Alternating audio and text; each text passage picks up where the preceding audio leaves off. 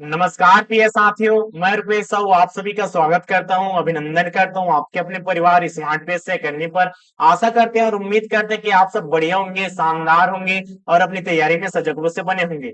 पिछले क्लास में हमने चतुर्भुज के बारे में देख रहे थे कि चतुर्भुज क्या होता है। तो चतुर्भुज के बारे में हमने जाना कि चार भुजाओं से घिरी बंद आकृति को चतुर्भुज कहा जाता है। जिस प्रकार से त्रिभुज तीन भुजाओं से घिरी होती है, उसी प्रकार से चतुर्भुज मतलब चार भुजाओं से घिरी बंद आकृति को चतुर्भुज और तीन भुजाओं से घिरी बंद आकृति को त्रिभुज कहा जाता है। और त्रिभुज के अंतःकोण का योग मतलब उसके अंदर में बनने वाला कोण को अगर जोड़ दिया जाए तो 180 अंश होता है। उसी प्रकार से अगर चतुर्भुज में देखें उसके अंतःकोणों का योग कितना होना चाहिए, 360 होना चाहिए। और चतुर्भुज के बारे में हम मुख्य 5 प्रकार से टॉपिक पढ़ते हैं, जिसमें से पहला है वर्ग है, दूसरा है आयत है, तीसरा है समांतर चतुर्भुज है, चौथा है समलंब चतुर्भुज और पांचवा है समचतुर्भुज। इस प्रकार से चतुर्भुज में 5 मुख्य टॉपिक होते हैं जो व्यापम की दृष्टि से, पीएससी की दृष्टि से, एसएससी की दृष्टि से, रेलवे की दृष्टि से जितना चाहे उतना एग्जाम हो, अगर एसएससी का भी रहे तो इन्हीं 5 टॉपिक से ही क्वेश्चन पूछा जाता है। तो उन्हीं 5 टॉपिक में हमने वर्ग और आयत को जाना पिछले क्लास में। चौथे क्लास में, आज का क्लास 5वां है। अगर पिछले क्लास में आपको नहीं देखा होगा, अगर नहीं देखे अभी तक, तो वर्ग और आयत के बारे में जानने के लिए पिछले क्लास को अवश्य देखें। उसमें बहुत सारे क्वेश्चन को कराए थे, लगभग 2 घंटे का क्लास हुआ था, जिसमें से हमने जाना कि वर्ग क्या होता है, वर्ग के विकर्ण क्या होता है, आयत क्या होता है, आयत में क्षेत्रफल के रूप में जानते हैं लंबाई गुणी चौड़ाई। सिर्फ लंबाई गुणी चौड़ाई से काम नहीं बनने वाला, उसमें रास्ते का क्षेत्रफल, इसका क्षेत्रफल इस प्रकार है तो परिमाप ज्ञात कीजिए। वर्ग की भुजा इतना है तो उसके विकर्ण पे बनने वाला का उसके अनुपात ज्ञात कीजिए। इस प्रकार से भिन्न भिन्न प्रकार के हमने क्वेश्चन पिछले क्लास में देख चुके हैं। तो कृपया वहां पर जाकर वर्ग और आयत के बारे में जरूर देखेगा, क्योंकि एग्जाम में जितने भी आए हुए क्वेश्चन है उसको हम सॉल्यूशन करने के साथ साथ एनालाइज भी करते हुए जा रहे हैं। तो आज की क्लास में हम देखने वाले हैं यहाँ पर समांतर चतुर्भुज, समलंब चतुर्भुज व समचतुर्भुज के बारे में। बारी बारी से जानेंगे कि समांतर चतुर्भुज क्या होता है, इसका क्षेत्रफल क्या होता है, समलंब चतुर्भुज क्या होता है, इसका क्षेत्रफल किस प्रकार से निकाला जाता है, क्या इसका सूत्र को याद रखने की आवश्यकता है? तो जी बिल्कुल, लेकिन बेसिक से कहने का मतलब है कि इसका क्षेत्रफल आखिर निकलता तो निकलता कैसे है? क्या यह बेसिक से निकल सकता है? जी बिल्कुल, बेसिक से निकल ही सकता है और उसी बेसिक से निकल कर आपको दिया जाएगा क्षेत्रफल का सूत्र। तो यहाँ पर बने रहिएगा वीडियो में। तो यहाँ पर सबसे पहले देखते हैं समांतर चतुर्भुज। तो आपको आकृति दिखाई दे रहा होगा कि ये आपका समांतर चतुर्भुज है। तो समांतर चतुर्भुज कहां से आया, कैसे आया, क्या इसका प्रारंभिक रूप होता है? तो जी बिल्कुल, यह आयत के ही प्रकार से है। देखिएगा, अगर इसकी परिभाषा देना चाहें, अगर इसकी परिभाषा देना चाहें तो क्या कहेंगे? ऐसा चतुर्भुज, कैसा चतुर्भुज? ऐसा चतुर्भुज जिसकी आमने सामने की भुजा, आमने सामने की क्या होना चाहिए, भुजाएं समान होना चाहिए। जैसे कि अगर इसका मान 10 सेंटीमीटर है तो भैया इसका भी मान 10 सेंटीमीटर होना चाहिए, ऐसा। अगर इसका मान 5 सेंटीमीटर है तो ए वाला भी 5 सेंटीमीटर होना चाहिए। कहने का मतलब है कि हमारे पास ऐसा चतुर्भुज दिखाई देना चाहिए जिसकी आमने सामने, ठीक है, आमने सामने इसके लिए, आमने सामने इसके लिए, या सम्मुख भुजाएं भी कह सकते हैं। तो आमने सामने की भुजाएं कहो या सम्मुख भुजाएं कहो, समान होना चाहिए। समान तो है भैया, लेकिन एक बात और, समांतर भी होना चाहिए, क्योंकि साफ साफ लिखा है समांतर चतुर्भुज। तो जब तक चतुर्भुज समांतर नहीं रहेगा उसको समांतर चतुर्भुज कह सकते हैं क्या? नहीं कहा जा सकता।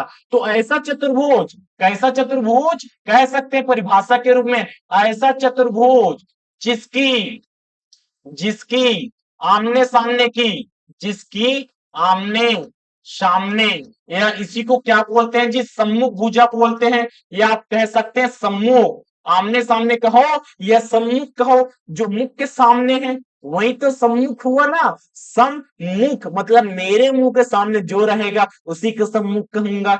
जी भैया, इस प्रकार से, ठीक है। तो ऐसा चतुर्भुज जिसकी आमने सामने या सम्मुख भुजाएं क्या होना चाहिए, यहां पर देखिए सम्मुख भुजाएं क्या होना चाहिए, समान होना चाहिए। ठीक है, समान तो है, लेकिन एक बात और ध्यान देना, समांतर भी होना चाहिए। तो इसके साथ और क्या होना चाहिए, सम्मुख भुजाएं समान वह समांतर होना चाहिए। ठीक है, समांतर होना चाहिए, ऐसा समांतर होना चाहिए। इस प्रकार से आप समांतर चतुर्भुज की परिभाषा दे सकते हैं। तो पिछले क्लास में हमने तो ऐसा एक और परिभाषा देखा था, जिसकी आमने सामने की भुजाएं समान और समांतर होना चाहिए। किसके लिए देखा था? आयत के लिए देखा था। जी बिल्कुल, आप बिल्कुल सही सोच रहे हैं। आयत के लिए हमने देखा था कि इसके सामने सामने की भुजाएं समान व समांतर होना चाहिए। लेकिन आप एक चीज भूल रहे हैं, याद कीजिएगा कि इसकी एक कंडीशन क्या देते हैं, आमने सामने की भुजाएं तो समांतर तो रहेगी, लेकिन एक और कंडीशन। कौन सा कंडीशन? कि इसकी प्रत्येक कोण, मतलब कहने का मतलब है इसका प्रत्येक कोण, यहां पर देखिएगा, इसका प्रत्येक कोण मतलब इसका प्रत्येक कोण क्या होना चाहिए? प्रत्येक कोण एक समकोण होना चाहिए। समकोण होना चाहिए। सम को कहने का मतलब है थीटा का मान कितना, मतलब कोण का मान कितना, 90 अंश होना चाहिए। ये किसके लिए है? तो किसके लिए है? आयत के लिए है। तो आयत के लिए कंडीशन क्या बन गया कि आमने सामने की भुजा समान व समांतर तो होती है, लेकिन कंडीशन क्या? कि इसकी प्रत्येक कोण का मान 90 अंश होना चाहिए। लेकिन यहां पर कंडीशन अप्लाई होगा क्या? नहीं होगा। इसके लिए सिर्फ ये होगा कि इसका ऐसा चतुर्भुज जिसकी आमने सामने की भुजा समान रहे, वह समांतर रहे, समांतर चतुर्भुज कहलाता है। इस प्रकार से ठीक है, यहां पर अप्लाई हुआ, यहां पर एक कंडीशन अप्लाई नहीं होगा। 40 डिग्री, 120 डिग्री, 150 डिग्री, जितना भी डिग्री रहे, यहां पर 90 अंश वाला अप्लाई नहीं होता। किसके लिए अप्लाई होता है? वो केवल आयत के लिए अप्लाई होता है। इतना समझ में आया? जी बिल्कुल आ जाना चाहिए। तो हमने क्या देखा था? आयत का क्षेत्रफल देखा था। आयत का क्षेत्रफल देखा था। तो आयत का क्षेत्रफल हमने क्या देखा था? लंबाई गुणित चौड़ाई, लंबाई गुणित चौड़ाई देखा था। ठीक है, इसी से क्या बनता है? इसी से आपका बनता है समांतर चतुर्भुज का क्षेत्रफल। किस प्रकार से बनता है? तो देखिएगा, यहां पर आयत का क्षेत्रफल क्या होता है? लंबाई गुणित चौड़ाई होता है। इतना क्लियर है? इतना तो क्लियर होना चाहिए। अब यहां पर देखिएगा, हम बात करते हैं, हम यहां पर बात करते हैं, किसकी बात करते हैं? यहां पर हम बात करते हैं आय समांतर चतुर्भुज का। तो समांतर चतुर्भुज की बात करते हैं। समांतर चतुर्भुज का क्षेत्रफल, चतुर्भुज का क्षेत्रफल क्या हो जाना चाहिए? ठीक है, यहां पर देखिएगा, जो नीचे में है, ठीक है, जो नीचे में है उसको बोला जाता है आधार। जो नीचे में है उसको क्या बोला जाता है? उसको बोला जाता है आधार। ठीक है, जो नीचे में है उसको क्या बोला जाता है? उसको बोला जाता है आधार, बोला जाता है। ठीक है, चौड़ाई ऐसा हुआ क्या? नहीं, चौड़ाई वैसा नहीं होता। तो यहां पर देखिएगा, यहां से कैसे करेंगे? एक लंब डालेंगे। ठीक है, अगर इसको मान लिया जाए, इसको ए बी सी डी ऐसा मान लिया जाए कि हमारे पास ए बी सी डी नामक चतुर्भुज है, जिसमें से हमने सी से लेकर यहां पर ई तक क्या डाला? एक लंब डाला भैया। तो ये क्या हो गया? ये हो गया लंब हो गया। ये होगा क्या हो गया? लंब हो गया। इसको एस से भी प्रदर्शित कर सकते हैं। ठीक है, लंब की लंबाई इस प्रकार से, या आप कह सकते हैं इसको ऊंचाई भी कह सकते हैं। इसी को क्या कह सकते हैं? इसी को आप क्या कह सकते हैं? ऊंचाई भी कह सकते हैं। तो समांतर चतुर्भुज का क्षेत्रफल का सूत्र क्या बनता है? आधार गुणा ऊंचाई बनता है। समांतर चतुर्भुज का क्षेत्रफल क्या बनता है? आधार गुणा ऊंचाई बनता है। आधार गुणा ऊंचाई बनता है। अब देखिएगा, ठीक है भैया, क्या देखना है? यहां पर थोड़ा समझने की कोशिश करना है कि आयत का क्षेत्रफल लंबाई गुणा चौड़ाई तो होता है, इतना तो क्लियर है। समांतर चतुर्भुज का क्षेत्रफल भी इसी के अकॉर्डिंग आया है, लंबाई गुणा चौड़ाई में। यहां पर देखिएगा, नीचे वाले को यहां पर क्या कह रहे हैं? नीचे वाले को यहां पर क्या कह रहे हैं? इसको ही तो कह रहे हैं ना लंबाई। इसको ही तो कह रहे हैं क्या? लंबाई। जी बिल्कुल, इसको तो कह रहे हैं लंबाई। और यहां पर से क्या हो गया? आधार हो गया। तो लंबाई और आधार में कोई फर्क है क्या? कोई फर्क नहीं है। लेकिन देखिएगा, यहां पर क्या बोलता है? चौड़ाई, और यहां पर क्या बोलता है? ऊंचाई बोलता है। ठीक, तो यहां पर एक बात और, यहां पर एक बात और समझिएगा, यहां पर एक बात समझिएगा। अगर यहां पर इस वाले खंड को, अगर इस वाले खंड को जहां पर ये वाला दिखाई दे रहा है, इस वाले खंड को, ये वाला खंड जो दिखाई दे रहा है, क्या इसको अगर उठाकर यहां पर लाऊंगा, कहां पर भैया? तो यहां पर आप देखेंगे, अगर यहां पर अगर ला दिया, ठीक है, यहां पर ला दिया तो मैचिंग हो जाएगा क्या? बिल्कुल हो जाएगा। ए वाला यहां पर फिट हो गया और ए वाला धीरे धीरे यहां पर फिट हो गया। इस प्रकार से यहां से लेकर यहां तक क्या बना, लंबाई बना, और यहां से लेकर यहां तक क्या बना ना, चौड़ाई बना। वही तो हुआ ना। अब आधार का है, लंबाई का है, ऊंचाई कहे या चौड़ाई करे, वही अर्थ निकलता है। इस प्रकार से समांतर चतुर्भुज का क्षेत्रफल आपको क्या याद रखना है, आधार गुणा ऊंचाई होता है समांतर चतुर्भुज के लिए, बस इतना ही याद रखना है। और इसके अलावा एक और चीज, इसके अलावा एक और चीज आपको याद रखना है, कौन सा, तो समांतर चतुर्भुज में, ठीक है भैया, ये समांतर चतुर्भुज तो हो गया, तो समांतर चतुर्भुज में आपको क्या याद रखना है कि समांतर चतुर्भुज में, ठीक है, ये वाला नोट करके लिख लेना, ये वाला नोट करके नोट पॉइंट में लिख लेना कि समांतर चतुर्भुज में सम्मुख कोण, अब सम्मुख कोण की बात कर रहे हैं, सम्मुख कोण सदैव समान रहता है, सदैव समान रहता है। इस प्रकार से समान रहता है, देखिएगा, ठीक है। यहां पर देखिए हमारे पास क्या आ गया है, हमारे पास यहाँ पर समांतर चतुर्भुज आ गया, ठीक है, हमारे पास क्या आ गया, इस प्रकार से समांतर चतुर्भुज आ गया, ठीक है।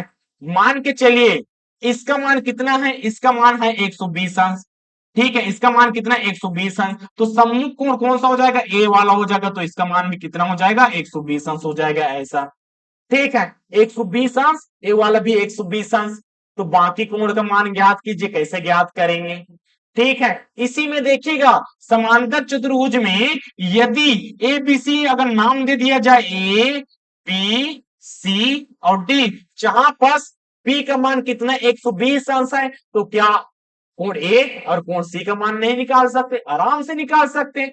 भैया इसका मान कितना है, इसके इन दोनों का मान 120 है। हम जानते हैं कि कोण ए प्लस कोण बी प्लस कोण सी प्लस कोण डी बराबर कितना होता है, कोण डी बराबर सभी कोणों का अंतर कोणों का योग कितना होता है, 360 अंश होता है, इतना। यहां पर देखिएगा कोण ए पता नहीं, लेकिन कोण ए के बराबर, कोण ए के बराबर कोण सी होगा कि नहीं, बिल्कुल होगा। इस प्रकार से कोण ए प्लस यहां पर बी का मान कितना है, 120 अंश है, कोण सी का मान कितना है, तो कोण ए के बराबर है, इस प्रकार से कोण ए के बराबर कर सकते हैं। कोण डी का मान कितना है, 120 अंश है, बराबर 360 होगा कि नहीं, बिल्कुल हो जाएगा। इस प्रकार से आगे सॉल्यूशन करेंगे, ठीक है, आगे सॉल्यूशन करेंगे तो यहाँ पर बाकी कोण का भी मान निकल जाएगा। तो कैसे निकलेगा, थोड़ा सा इसको निकाल भी देते हैं, कोण ए और कोण कितना हो जाएगा, कोण 2a हो जाएगा, 2 कोण ए हो जाएगा, और 120 120 यहाँ पर दोनों को जोड़ेंगे तो 240 और बराबर 360, 240 को इधर पक्षांतर कर दो जी, ठीक है, 240 को पक्षांतर कर दो तो 360 माइनस 240 हो जाएगा, और 360 में, ठीक है, टू कोण ए 360 में, 360 में अगर 240 को घटा दिया जाता है तो यहाँ पर कितना बचता है, 120 अंश बनता है। यहाँ पर कोण ए का मान कितना हो जाएगा, 120 बटे 2, तो कोण ए का मान कितना आ जाएगा, 60 अंश आएगा कि नहीं, बिल्कुल आ जाएगा। इस प्रकार से निकाल लिए कि नहीं। बस हमें एक ही चीज पता होना चाहिए कि समांतर चतुर्भुज में सम्मुख कोण सदैव समान रहता है कि नहीं रहता है, बस इतना ही क्लियर होना चाहिए कि समांतर चतुर्भुज में सम्मुख कोण सदैव समान रहते हैं। इसका मतलब इसका मान कितना आ गया, 60 अंश आया, इसका मान कितना आया, 60 अंश आया। इस प्रकार से आप कोई भी कोण निकाल सकते हैं। आगे बढ़ते हैं, आगे समांतर चतुर्भुज के बाद समलंब और सम चतुर्भुज के बारे में जानते हैं, उसका क्षेत्रफल किस प्रकार से निकाला जाता है, ठीक है। तो यहाँ पर देखिएगा समचतुर्भुज, समचतुर्भुज आपको दिखाई दे रहा होगा वर्ग की तरह, लेकिन वर्ग नहीं होता है, वर्ग जैसे कि आयत और समांतर चतुर्भुज के लिए कंडीशन बना है, वैसे ही एक कंडीशन यहाँ पर बनता है। वो कंडीशन कौन सा है, तो यहाँ पर देखेंगे समचतुर्भुज, ठीक है, समचतुर्भुज, ऐसा चतुर्भुज, ऐसा चतुर्भुज, तो यहां पर देखिए सम, सम कहने का मतलब है समान, क्या समान होना चाहिए, भुजाएं समान होना चाहिए, यहाँ पास ये वाला भुजाएं क्या होना चाहिए, समान होना चाहिए भैया। ऐसा चतुर्भुज जिसकी सभी भुजाएं समान हो, जिसकी सभी भुजाएं समान होना चाहिए, सभी भुजाएं क्या होना चाहिए, समान होना चाहिए, समान होना चाहिए, होना चाहिए, क्या कहलाता है, समचतुर्भुज कहलाता है। वर्ग के लिए यही कंडीशन था, ठीक है। वर्ग के लिए क्या कंडीशन था, तो यहां पर देखिएगा वर्ग के लिए कंडीशन होता है कि इसकी सभी भुजाएं तो समान है, ठीक है, सभी भुजाएं तो समान है, लेकिन यहाँ पर प्रत्येक कोण का मान, यहाँ पर क्या होना चाहिए, प्रत्येक कोण का मान, प्रत्येक कोण का मान 90 अंश होना चाहिए, एक समकोण होना चाहिए, एक समकोण होना चाहिए। समकोण कहने का मतलब है कि थीटा का मान कितना होना चाहिए, 90 अंश होना चाहिए। एक किसके लिए है, वर्ग के लिए है। लेकिन यहाँ पर जिस प्रकार से समांतर चतुर्भुज में वहां पास अप्लाई नहीं हुआ था कि इसके प्रत्येक कोण का मान 90 अंश होना चाहिए, सिर्फ वर्ग के लिए अप्लाई होता है और आयत के लिए अप्लाई होता है, इतना आपको याद रखना है। इस प्रकार से समचतुर्भुज में जरूरी नहीं है कि इसके प्रत्येक कोण का मान 90 अंश होना चाहिए, बस भुजाएं समान होना चाहिए। जैसे कि अगर इसका मान ए है तो इसका भी भुजक मान ए होना चाहिए, इसका भी भुजक मान ए होना चाहिए, और इसके भी भुजक का मान क्या होना चाहिए, 1 होना चाहिए।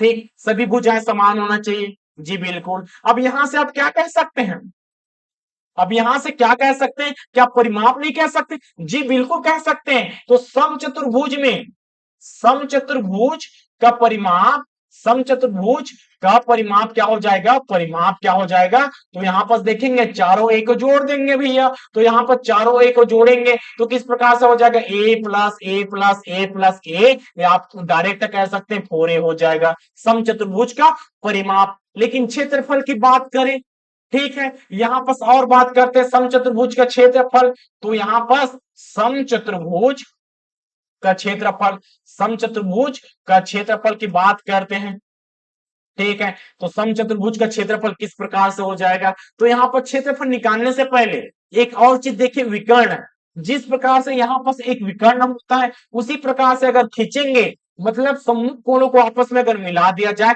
तो विकर्ण बनता है। जैसे कि अगर इसका विकर्ण की बात करें तो ऊपर वाले के साथ नीचे वाले को अगर मिला दे तो विकर्ण बन गया, पहला विकर्ण हो गया। इसी प्रकार से अगर नीचे वाले के साथ अगर ऊपर वाले को अगर मिला दिया जाए, ठीक है, अगल बगल कोण को मिला दिया जाए तो इस प्रकार से विकर्ण बनता है। माना पहला विकर्ण, पहला विकर्ण कितना है, यहां से लेकर ऊपर से लेकर P नाम दे दिए, इसको की नाम दे दिए, तो P और Q का मान, मतलब पहला विकर्ण का मान कितना हो गया, D1 हो गया, ठीक है, नाम रख दिए जी पहला विकर्ण।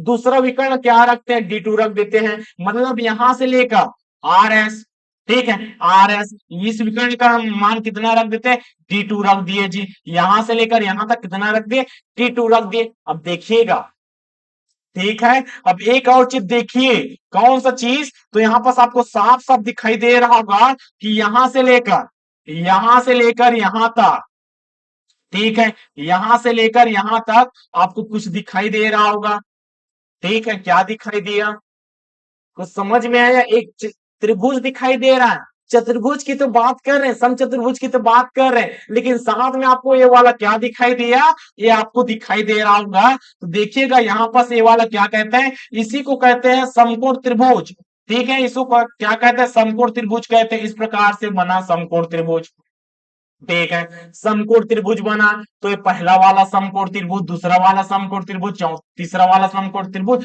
चौथा वाला समकोण त्रिभुज। इस प्रकार से अगर बात करें तो एक समकोण त्रिभुज, दूसरा समकोण त्रिभुज, तीसरा समकोण त्रिभुज, और ये वाला कितना, चौथा समकोण त्रिभुज। इस प्रकार से कितना समकोण त्रिभुज बन गया, 4 समकोण त्रिभुज बन गए भैया।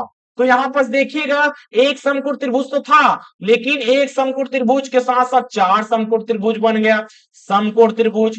तो क्षेत्रफल कितना हो जाएगा, तो 4 समकोण त्रिभुज के बराबर होगा कि नहीं, बिल्कुल होगा। तो 4 गुणा समकोण त्रिभुज के बराबर होगा कि नहीं, जी बिल्कुल। एक समकोण त्रिभुज का क्षेत्रफल, दूसरा समकोण त्रिभुज का क्षेत्रफल, तीसरा समकोण त्रिभुज का क्षेत्रफल, और चौथा समकोण त्रिभुज का क्षेत्रफल। इस प्रकार से 4 समकोण त्रिभुज से आपका एक समचतुर्भुज बनता है, ठीक, इतना समझ में आ जाना चाहिए। तो यहां पर देखिएगा, यहां पर देखिएगा, 4 को हमने गुणा इसलिए किया क्योंकि 1 2 3 4, 4 समकोण त्रिभुज बना रहा है, ठीक है। अब यहां पर एक समकोण त्रिभुज, ठीक है, अब एक समकोण त्रिभुज की अगर बात करें, ठीक है, अगर एक समकोण त्रिभुज की बात करें तो क्या इसका आप क्षेत्रफल बता सकते हैं, यहां पर क्या आप इसका क्षेत्रफल बता सकते हैं, तो अवश्य आ जाना चाहिए, याद जरूर आ जाना चाहिए कि किसी भी समकोण त्रिभुज में अगर समकोण त्रिभुज की क्षेत्रफल की बात करें तो यहां पर इसका क्षेत्रफल क्या होता है, तो यहां पर होता है 1/2 गुणा आधार गुणा ऊंचाई होता है क्या? जी बिल्कुल, 1/2 आधार गुणा ऊंचाई एक समकोण त्रिभुज का क्षेत्रफल होता है। इस प्रकार से समकोण त्रिभुज की अगर बात करते हैं तो यहाँ पर 4 समकोण त्रिभुज से एक समचतुर्भुज का निर्माण करता है। इतना क्लियर हो गया कि नहीं? जी बिल्कुल, इतना क्लियर हो गया। आगे बढ़ते हैं। एक का तो क्षेत्रफल हमें मालूम हो गया, तो यहाँ पर क्या कह देंगे कि समचतुर्भुज का क्षेत्रफल 4 गुणा 1/2 गुणा आधार गुणा ऊंचाई, आधार गुणा ऊंचाई। 4 का गुणा इसलिए किया क्योंकि यहाँ पर 4 समकोण त्रिभुज का निर्माण कर रहे हैं। तो यहाँ पर और ज्यादा कंफ्यूजन नहीं होना चाहिए कि 4 क्यों है सर, तो 4 है, 1 2 3 4, इस प्रकार से 4 समकोण त्रिभुज के साथ साथ करेंगे जी ऐसा। ठीक है, आगे कर देते हैं। अब आधार क्या होना चाहिए? अब आधार क्या होना चाहिए तो देखिएगा, यहां से लेकर यहां से लेकर यहां से लेकर और नीचे तक, ठीक है, ऊपर से लेकर नीचे तक इसका मान कितना, पहला विकर्ण है, मतलब D1 है। पूरे का मान कितना है? D1 है। हमें किसका चाहिए? हमें सिर्फ आधे का चाहिए भैया, हमें सिर्फ आधे का चाहिए, पूरे का नहीं चाहिए। इसका मतलब अगर पूरा का मान D1 है तो आधे का मान कितना हो जाएगा? D1/2 हो जाएगा कि नहीं, आधे का मान। जी बिल्कुल, यहां पर देखिए पूरे का मान यहां से लेकर यहां तक कितना था? D1 था, तो आधे का मान कितना हो जाएगा? D1/2 हो जाएगा कि नहीं? जी बिल्कुल। उसी प्रकार से आधार को देखिए, आधार यहां से लेकर यहां तक कितना है? यहां से लेकर यहां तक D2 है, मतलब दूसरा विकर्ण है। इस प्रकार से D2 पूरे का मान है, लेकिन हमें आधे का चाहिए भैया, आधे का चाहिए। इसका मतलब इसका मान कितना हो जाएगा? D2/2 हो जाएगा कि नहीं? जी बिल्कुल हो जाएगा। तो यहाँ पर इसका कितना मान हो जाएगा? तो D2/2 हो जाएगा कि नहीं, ऐसा। ठीक है, यहां से देखिएगा, यहां से D1 और D2 को हमने आधा आधा इसलिए लेवा क्योंकि हमें समकोण त्रिभुज का क्षेत्रफल चाहिए, और समकोण त्रिभुज का क्षेत्रफल में हमें क्या चाहिए? यहाँ पर ऊंचाई चाहिए होता है और यहाँ पर आधार चाहिए होता है, और दो हमें दोनों चीज प्राप्त हो गया। इस प्रकार से 1/2 आधार गुणा ऊंचाई हो गया भैया। ठीक है, यहां पर कर लेते हैं, मान रख देते हैं, 4 गुणा 1/2, आधार कितना है? आधार कितना है यहाँ? तो यहाँ पर देखिएगा D1, D1/2 करो, ऊंचाई कर देते हैं D2/2 कर दो, ऐसा। इसको पहले लिखो, इसको पहले लिखो, इसको पहले गुणा करो, इसको गुणा करो। गुणा में आमने सामने ऐसा बदल के करोगे तो कोई फर्क नहीं पड़ता। ठीक है, यहाँ पर ध्यान देना है जी। अब काट देते हैं, 2 दूनी 4, 2 दूनी 4, कितना बचा है? 1/2 का D1 गुणा D2 बचा कि नहीं? ठीक, इतना आ गया। ठीक, अब आगे क्या कह सकते हैं? आगे हम क्या कह सकते हैं? तो यहां पर ध्यान दीजिएगा, समचतुर्भुज का क्षेत्रफल, समचतुर्भुज का क्षेत्रफल समकोण त्रिभुज से प्राप्त हुआ, लेकिन 4 समकोण त्रिभुज से ऐसा प्राप्त हुआ, तो क्या कहेंगे? 1/2, और D1 क्या है? D1 पहला विकर्ण है भैया, पहला विकर्ण है। ठीक है, और D2 क्या है? तो दूसरा विकर्ण है, दूसरा विकर्ण है। अब यहां से सवाल कैसा कैसा बनेगा? ठीक है, यहां से सवाल कैसा कैसा बनेगा तो देखिएगा, यहां पर एक ही प्रकार से सवाल बन सकता है, दो ही प्रकार से सवाल बन सकता है, भिन्न भिन्न प्रकार से सवाल बन सकता है। यहां पर देखिएगा कि आपको क्षेत्रफल दिया है, पहला विकर्ण नहीं दिया, दूसरा विकर्ण दिया, तो यहां से मान रख के निकाल सकते हैं, निकाल सकते हैं कि नहीं? बिल्कुल निकाल सकते हैं। पहला विकर्ण दिया, दूसरा विकर्ण दिया, तो क्षेत्रफल निकाल सकते हैं क्या? जी बिल्कुल निकाल सकते हैं। इस प्रकार से पहला विकर्ण भी निकाल सकते हैं और दूसरा विकर्ण भी आप आराम से निकाल सकते हैं, इजी वे में निकाल सकते हैं। ठीक, तो यहां से देखिएगा, ये तो इतना हो गया बात, लेकिन और एक कंडीशन, और एक कंडीशन भैया, यहां पर और कंडीशन क्या जुड़ेगा? जहां पर समकोण त्रिभुज आता है, ठीक है, याद रखना है, जहां पर समकोण त्रिभुज आता है वहां पर आपका क्या लगेगा? वहां पर आपका पाइथागोरस प्रमेय लगेगा क्या? पाइथागोरस प्रमेय लगेगा क्या? जी बिल्कुल लगेगा, पाइथागोरस प्रमेय लगेगा क्या? बिल्कुल लगेगा। क्या कहता है? कर्ण का वर्ग अन्य दो भुजाओं के वर्गों के योग के बराबर होता है, ये चीज अप्लाई होगा। क्यों अप्लाई होगा? आपको पहला विकर्ण दिया है, दूसरा विकर्ण दिया है, तो यहाँ पर कर्ण का मान, कर्ण यहाँ पर देखिए, ए वाला क्या है? कर्ण है, ठीक है, ए वाला क्या है, कर्ण है, तो यहाँ पर ए वाला क्या हो जाएगा, कर्ण होगा कि नहीं, जी बिल्कुल कर्ण होगा। यहाँ पर आपको विकर्ण दे दिया है, दोनों विकर्ण दे दिया है, तो परिमाप पूछेगा, ठीक है, इसका अगर परिमाप पूछेगा तो यहाँ पर परिमाप क्या कह देंगे, परिमाप यहाँ पर क्या हो जाएगा, तो 4a हो जाएगा इसका भी, ठीक है। लेकिन कैसे निकलेगा, विकर्ण से आपका ए वाला निकलेगा, मतलब लंब का वर्ग करो और इसका आधार का वर्ग करो, आपका कर्ण का वर्ग के साथ आप इक्वल करोगे, इज इक्वल टू करोगे तो आपका भुजा निकल जाएगा। तो समकोण त्रिभुज अप्लाई होगा क्या, जी बिल्कुल समकोण त्रिभुज अप्लाई अवश्य होगा। इस प्रकार से समचतुर्भुज अप्लाई के साथ साथ आप इसका क्षेत्रफल का सूत्र याद रखेंगे, 1/2 पहला विकर्ण गुणा दूसरा विकर्ण, और पाइथागोरस प्रमेय हर एक चीज में अप्लाई होगा जहां पर समकोण त्रिभुज आता है, ठीक है। आगे बढ़ते हैं, एक और चतुर्भुज बचता है जी, समलंब चतुर्भुज। समलंब चतुर्भुज, इसमें क्या खासियत बात है, इसकी परिभाषा क्या कहेंगे, देखिएगा इसकी एक कोई एक आमने सामने की भुजा, मतलब ए बी और सी डी अगर इसका नाम रख दिया जाए, ठीक है, तो ऐसा चतुर्भुज, ठीक है, ऐसा चतुर्भुज, ऐसा चतुर्भुज जिसकी कोई, ठीक है, जिसकी कोई, जिसकी कोई एक भुजाएं, मतलब एक सम्मुख भुजाएं भी कहेंगे, ठीक है, एक सम्मुख भुजाएं, एक सम्मुख भुजाएं, तो देखिएगा यहां पर एक सम्मुख भुजाएं कहने का मतलब है ए वाला और ए वाला, ये सम्मुख भुजाएं, कुछ दोनों सम्मुख भुजाएं नहीं, केवल ए, यहां पर आपको ए वाला करना रहता तो ए वाला को आपको तिरछा करना पड़ता, ठीक है। जिसकी एक सम्मुख भुजाएं क्या होना चाहिए, समांतर होना चाहिए, क्या होना चाहिए, समांतर होना चाहिए, ठीक है, समांतर होना चाहिए, होना चाहिए, समांतर तो हो भैया। लेकिन याद रखना है, मेन पॉइंट क्या है, किंतु, ठीक है भैया, यहां पर क्या याद रखना है, किंतु यहां पर आपको याद रखना है कि भुजाएं, भुजाएं असमान होना चाहिए, असमान होना चाहिए, किंतु भुजाएं असमान होना चाहिए।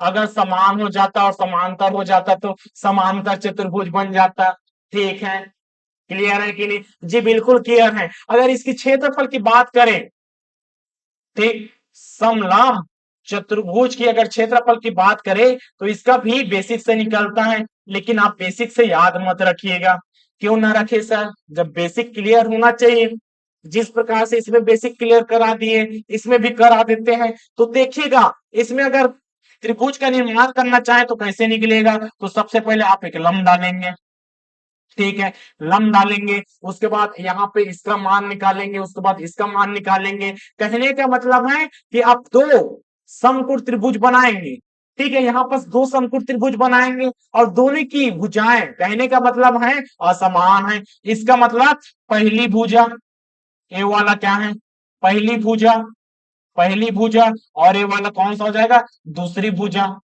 असमान है, इसलिए असमान है, इसका आधार भी अलग अलग हो जाएगा। जब आधार अलग अलग होता है, ठीक है, यहाँ पर आधार अलग अलग होता है, पहले वाले का आधार अलग, दूसरे वाले का आधार अलग, लेकिन यहाँ पर देखिएगा जो ऊंचाई है, ठीक है, जो ऊंचाई है दोनों के लिए समान होगा क्या, जी बिल्कुल दोनों के लिए समान होगा। इसका मतलब है यहाँ पर दो समकोण त्रिभुज तो बन रहे हैं लेकिन आधार अलग अलग है।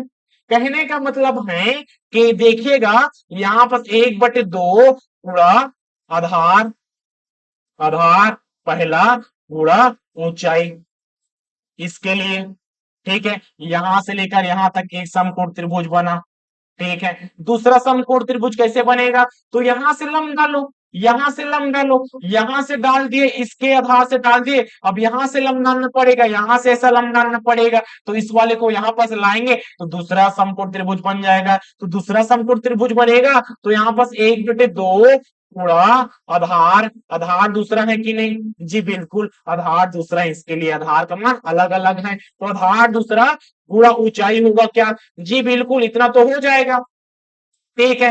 एक बाहर निकालेंगे तो कौन कौन बाहर निकलेगा, यहां से देखो 1/2 है, ठीक है, 1/2 बाहर निकला, ठीक है, और कोई बाहर निकलेगा, ये वाला ऊंचाई भी बाहर निकल जाएगा, ऊंचाई भी दोनों के लिए समान है तो यहाँ पर ऊंचाई हो जाएगा, ठीक है, और कोई बाहर निकलेगा नहीं भैया, यहाँ पर पहला आधार प्लस दूसरा आधार अलग अलग है, इसलिए यहाँ पर कोई चीज बाहर निकलेगा नहीं निकलेगा। और सम लंब चतुर्भुज का क्षेत्रफल का सूत्र क्या होता है, तो यहाँ पर आपको याद रखना है कि समलंब चतुर्भुज का क्षेत्रफल यही होता है भैया। समलंब चतुर्भुज का क्षेत्रफल का सूत्र क्या होता है, 1/2 गुणा समांतर भुजाओं का योग, समांतर भुजाओं का योग जो बुक में दिया है उसी को बता रहा हूं, समांतर भुजाओं का योग, ठीक है, गुणा ऊंचाई। देखिएगा हमने जो निकाला और जो बुक में दिया हुआ है वो सूत्र, दोनों में क्या डिफरेंस है, कोई डिफरेंस नहीं है। समलंब चतुर्भुज का क्षेत्रफल, ठीक है, समलंब चतुर्भुज का क्षेत्रफल ए भी है और ए भी है, 1/2 इसमें भी है, ऊंचाई यहाँ पर दिए है, अब पहला आधार और दूसरा आधार का योग, मतलब पहला आधार और दूसरा आधार का क्या कर रहे हैं, योग कर रहे हैं। इसका मतलब समांतर भुजाओं का योग, वही तो हुआ कि नहीं, जी बिल्कुल वही छुआ। समलंब चतुर्भुज का क्षेत्रफल आपको क्या याद रखना है, 1/2 और समांतर भुजाओं का क्या योग और साथ में ऊंचाई का गुणा करना है। आप ऐसा बना सकते हैं बेसिक से, या आप ऐसा डायरेक्ट सूत्र को भी याद रख सकते हैं। तो 3 सूत्र हमारे लिए कौन सा इंपॉर्टेंट है आज की क्लास के लिए, एक पहला समांतर चतुर्भुज जिसका क्षेत्रफल होता है आधार गुणा ऊंचाई, दूसरा है समचतुर्भुज जिसका क्षेत्रफल का सूत्र होता है 1/2 पहला विकर्ण गुणा दूसरा विकर्ण, और तीसरा मोस्ट इंपॉर्टेंट है समलंब चतुर्भुज, क्योंकि यहां से भुजाओं पे थोड़ा सा कंफ्यूजन वाला सवाल बनता है। इसका क्षेत्रफल क्या होता है, 1/2 समांतर भुजाओं का योग, या पहला आधार करो और दूसरा आधार करो और साथ में ऊंचाई का गुणा कर दो, बस इतना ही है। अब इसके बाद हम क्वेश्चन में चलते हैं, इतना समझ में आया कि नहीं, ठीक है। अब अपने क्वेश्चन में आते हैं जी, पहला प्रश्न क्या कहता है, तो देखिएगा यहाँ पर पहला प्रश्न क्या कहता है, समांतर चतुर्भुज से रिलेटिव प्रश्न है। क्या बोलता है, समांतर चतुर्भुज से रिलेटिव प्रश्न है बोलता है, ठीक है। क्या कहता है, कहता है कि एक समांतर चतुर्भुज जिसका आधार 9 सेंटीमीटर है, ठीक है। समांतर चतुर्भुज कहने का मतलब ये हो गया समांतर चतुर्भुज है, ठीक, समांतर चतुर्भुज हो गया, ये वाला कौन सा हो गया, ये वाला समांतर चतुर्भुज हो गया। और यहाँ पर समांतर चतुर्भुज में इसका क्षेत्रफल का सूत्र क्या जानते हैं कि समांतर चतुर्भुज में, समांतर चतुर्भुज का क्षेत्रफल, का क्षेत्रफल हमें क्या पता है, डायरेक्ट याद होना चाहिए। क्या होता है, आधार गुणा ऊंचाई होता है, आधार गुणा ऊंचाई होता है। अलग से याद कर लीजिएगा, 3 पॉइंट याद रखना है, समांतर चतुर्भुज का क्षेत्रफल, समलंब चतुर्भुज का क्षेत्रफल और सम चतुर्भुज का क्षेत्रफल। यहाँ पर इसका आधार कितना है, तो आधार देखिएगा 9 सेंटीमीटर, यहाँ पर ऊंचाई कितना है 4 सेंटीमीटर, 9 चौक कितना होता है, 9 चौक 36, और किस में दिया सेंटीमीटर में, तो क्या हो जाएगा 36 वर्ग सेंटीमीटर, यही आंसर हो जाएगा। समांतर चतुर्भुज का क्षेत्रफल कितना, 36 वर्ग सेंटीमीटर। ऑप्शन नंबर यहाँ पर देखेंगे, ऑप्शन नंबर किस में दे रहा है, option number C correct answer, ठीक है, डायरेक्ट बनना चाहिए, ठीक। अगले प्रश्न की ओर बढ़ते हैं, यहाँ पर देखिएगा एक समांतर चतुर्भुज का क्षेत्रफल, यहाँ पर क्षेत्रफल दिया है, इसका मतलब हमें 3 ही प्रकार से पैटर्न पूछ सकता है। अगर क्षेत्रफल दिया है तो यहाँ पर आधार नहीं दिया होगा या ऊंचाई नहीं दिया होगा, तो हमें 3 में से 2 डाटा दिया रहेगा और तीसरा डाटा को हमें निकालना है, बस इतना ही तो काम करना है जी, ठीक है। तो यहाँ पर कवर कर लेते हैं, समांतर चतुर्भुज बना लेते हैं इस प्रकार से, ठीक है, समांतर चतुर्भुज बना लिए। और क्या बोलते हैं, समांतर चतुर्भुज का क्षेत्रफल इसका कितना है, 92 वर्ग मीटर है जी, ठीक है, 92 वर्ग मीटर है। तो समांतर चतुर्भुज, समांतर चतुर्भुज का क्षेत्रफल, का क्षेत्रफल का सूत्र क्या होता है, आधार गुणा ऊंचाई होता है। क्या होता है, आधार गुणा ऊंचाई होता है, ठीक है। और इसका मान कितना दिया है, 92 मीटर स्क्वायर दिया है, ठीक है, 92 मीटर स्क्वायर दिया है। आधार दिया होगा या ऊंचाई दिया है, तो यहाँ पास देखिएगा क्या दिया है, यहाँ पास ऊंचाई का मान दिया है कितना, 23 मीटर।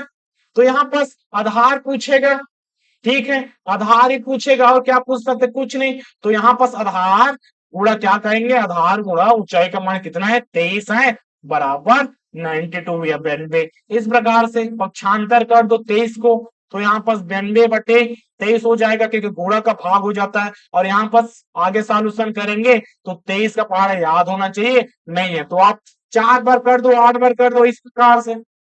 ठीक है, 23 एकम और 23 चौक क्या क्या होता है, 92 होता है। इस प्रकार से आधार कितना आ जाएगा, 4 मीटर आ जाएगा जी। तो आधार कितना, इसका आधार कितना है, 4 मीटर है। ठीक है, ऊंचाई कितना हो जाएगा, तो ऊंचाई यहाँ पर दिया, इसका ऊंचाई कितना है, तो 23 मीटर, 23 मीटर है जी। ठीक है, ऑप्शन नंबर 20 करेक्ट आंसर है ऐसा। ठीक है, अगले प्रश्न की ओर बढ़ते हैं। यहाँ पर देखिएगा, सीजी व्यापम टेट का 2019 का क्वेश्चन है। क्या बोलता है, एक समांतर चतुर्भुज का आधार इसके ऊंचाई का 4 गुना है।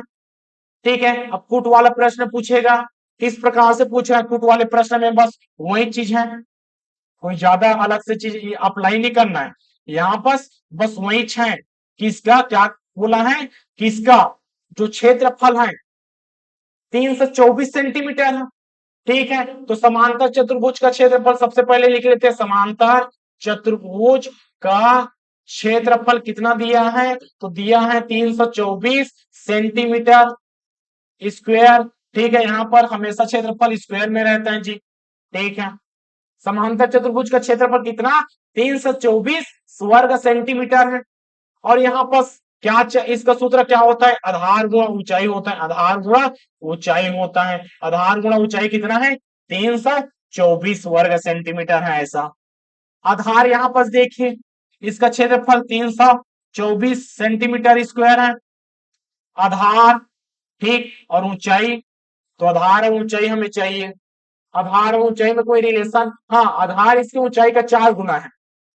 ठीक है, अगर हमने माना, अगर हमने ऊंचाई को माना 100 मीटर, ठीक है, सेंटीमीटर है तो सेंटीमीटर ही में माने, ऊंचाई है 100 सेंटीमीटर, तो आधार कितना हो जाएगा, तो आधार कितना हो जाएगा जी, 4 गुना बोला, इसका मतलब 4 सेंटीमीटर होगा कि नहीं, बिल्कुल होगा, क्योंकि बोला है इसका ऊंचाई का 4 गुना है, मतलब ऊंचाई में 4 का गुणा कर दो, तो ऊंचाई कितना हो जाएगा, 100 है, तो आधार 4 100। अब यहाँ पर मान रख दो, आधार कितना है, 4 100 है, ऊंचाई कितना है, 100 है, बराबर 324, 4 100 का और 100 के साथ गुणा करेंगे तो 4 100 स्क्वायर हो जाएगा, बराबर 324, 100 का वर्ग 324 गुणा में इधर पक्षांतर करेंगे तो 4 हो जाएगा, और इसका पहाड़ा पढ़ दो जी, 4 एकम 4 अट्ठे, ठीक है, 4 अट्ठे 32 और 4 एकम 4, तो 100 स्क्वायर का मान कितना,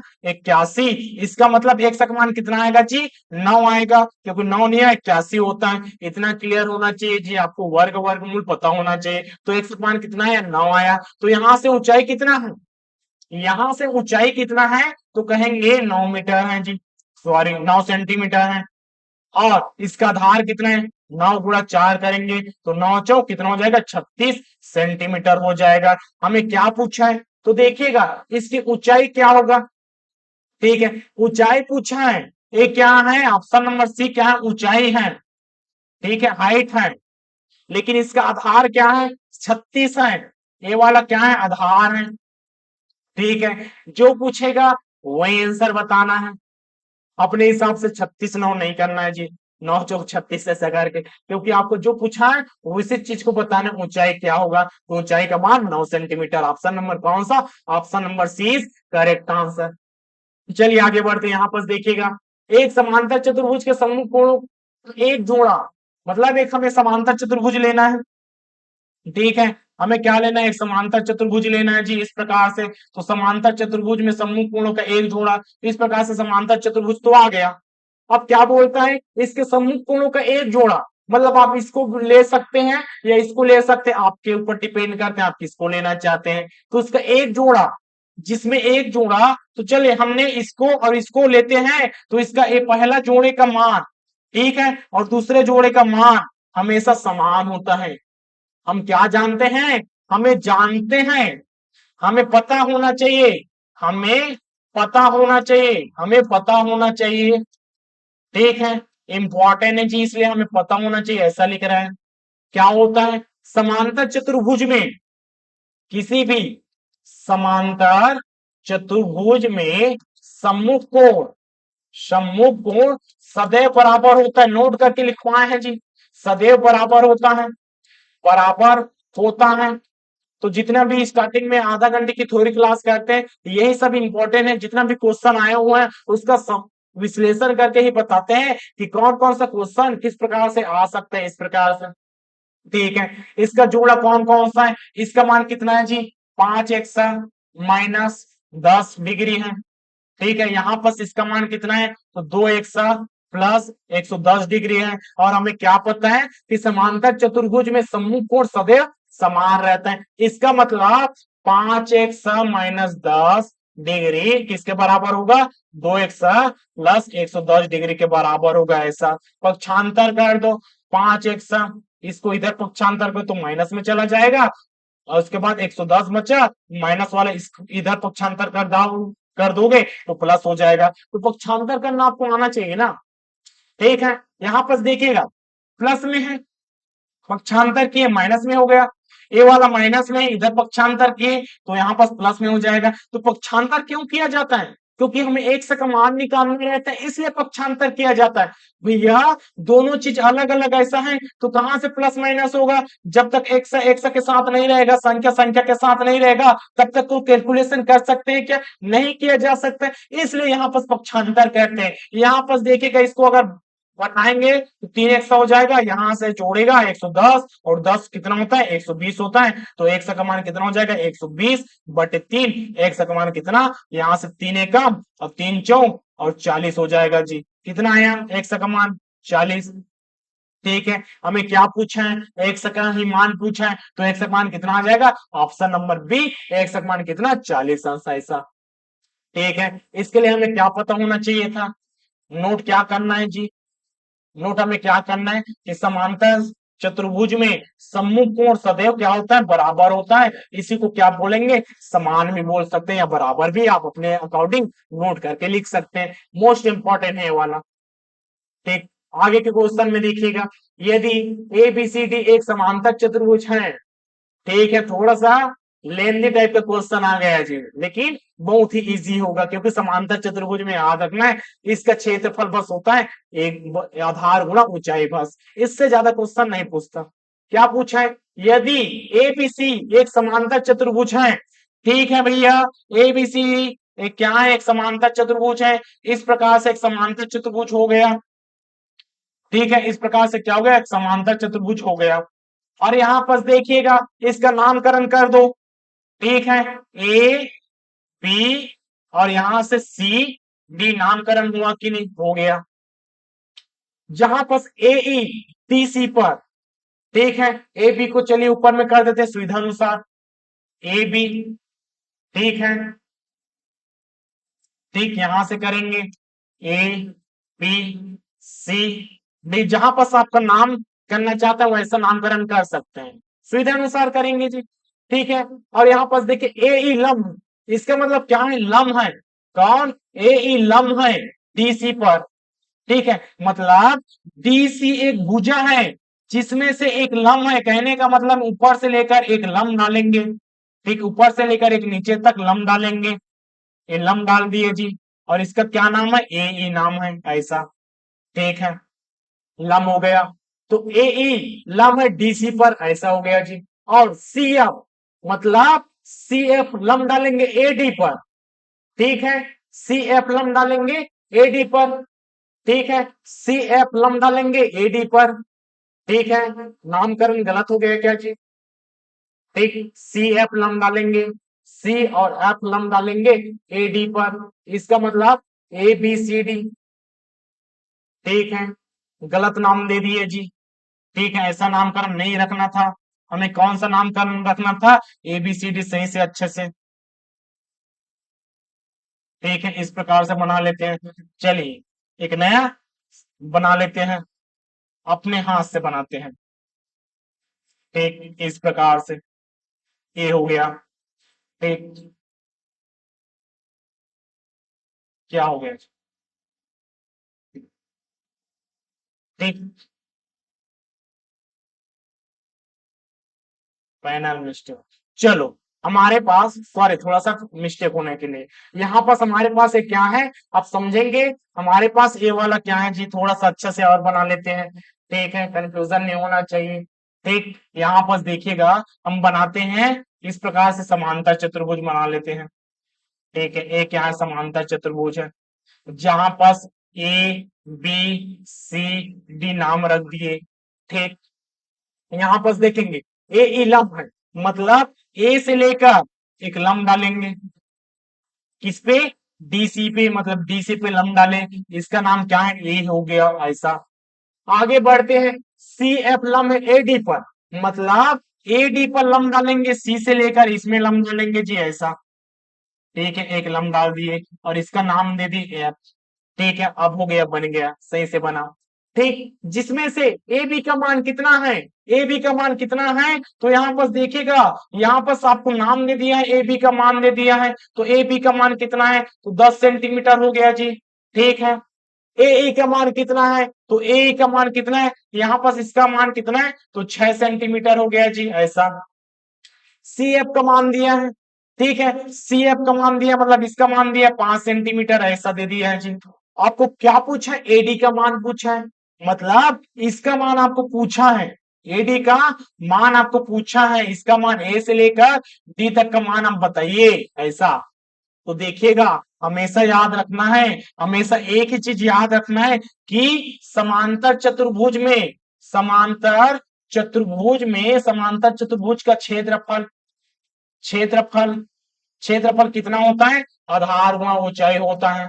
आधार गुणा ऊंचाई होता है कि नहीं, बिल्कुल होता है। आधार कितना है, तो देखिएगा इस वाले में देखिएगा, ए वाला को हमने आधार माना। ठीक है भैया, ए बी को आधार माना, तो आधार कितना है, आधार है 10, मतलब ए बी गुणा, मतलब 10 गुणा, अब इसके साथ आधार माना तो इसी का तो लंब मानेंगे ना, तो लंब इसको मानेंगे जी, तो लंब कितना है, 6 सेंटीमीटर, मतलब ए बराबर कितना हो जाएगा, 6 सेंटीमीटर। तो इसका क्षेत्रफल कितना आया, 60 सेंटीमीटर स्क्वायर आएगा कि नहीं, जी बिल्कुल आएगा। अब दूसरा चीज देखते हैं, अब इसमें इसको आधार मान लेते हैं, कौन सा वाला, इसको आधार मान लेते हैं। ठीक है, इसको आधार मानते हैं पहले वाले में, अब इसको आधार मानते हैं। दूसरे प्रकार से सेकंड टाइप से देखते हैं, सेकंड टाइप से एडी को आधार मानते हैं, तो यहाँ पर दूसरे का देखेंगे, आधार गुणा ऊंचाई, आधार गुणा ऊंचाई, इसमें देखेंगे तो आधार किसको माने, एडी को माने जी, आधार किसको माने, एडी को मान लिए, और इसका ऊंचाई किसको मानेंगे, इसको ऊंचाई इसको मानेंगे 5 वाले को, मतलब एफ सी को मानेंगे, और एफ सी का मान कितना है, तो एफ सी का मान यहाँ पर आपको देखने को मिलेगा 5 है। जबकि एक ही चतुर्भुज है तो क्षेत्रफल एक होगा कि अलग अलग होगा, जी बिल्कुल, अगर इसका 60 है तो इसका भी 60 होना चाहिए कि नहीं, जी बिल्कुल, इसका भी 60 होना चाहिए। इस प्रकार से दोनों चतुर्भुज अलग अलग नहीं है, उसी में जो लंब डाले हैं उसका लंब का मान अलग अलग है, लेकिन चतुर्भुज का क्षेत्रफल बदलेगा क्या, नहीं बदलेगा, भाई वही तो है, यहां से ए जा रहा है, यहां से ए जा रहा है, तो बदलेगा क्या, नहीं बदलेगा, ऐसा कुछ भी नहीं होता,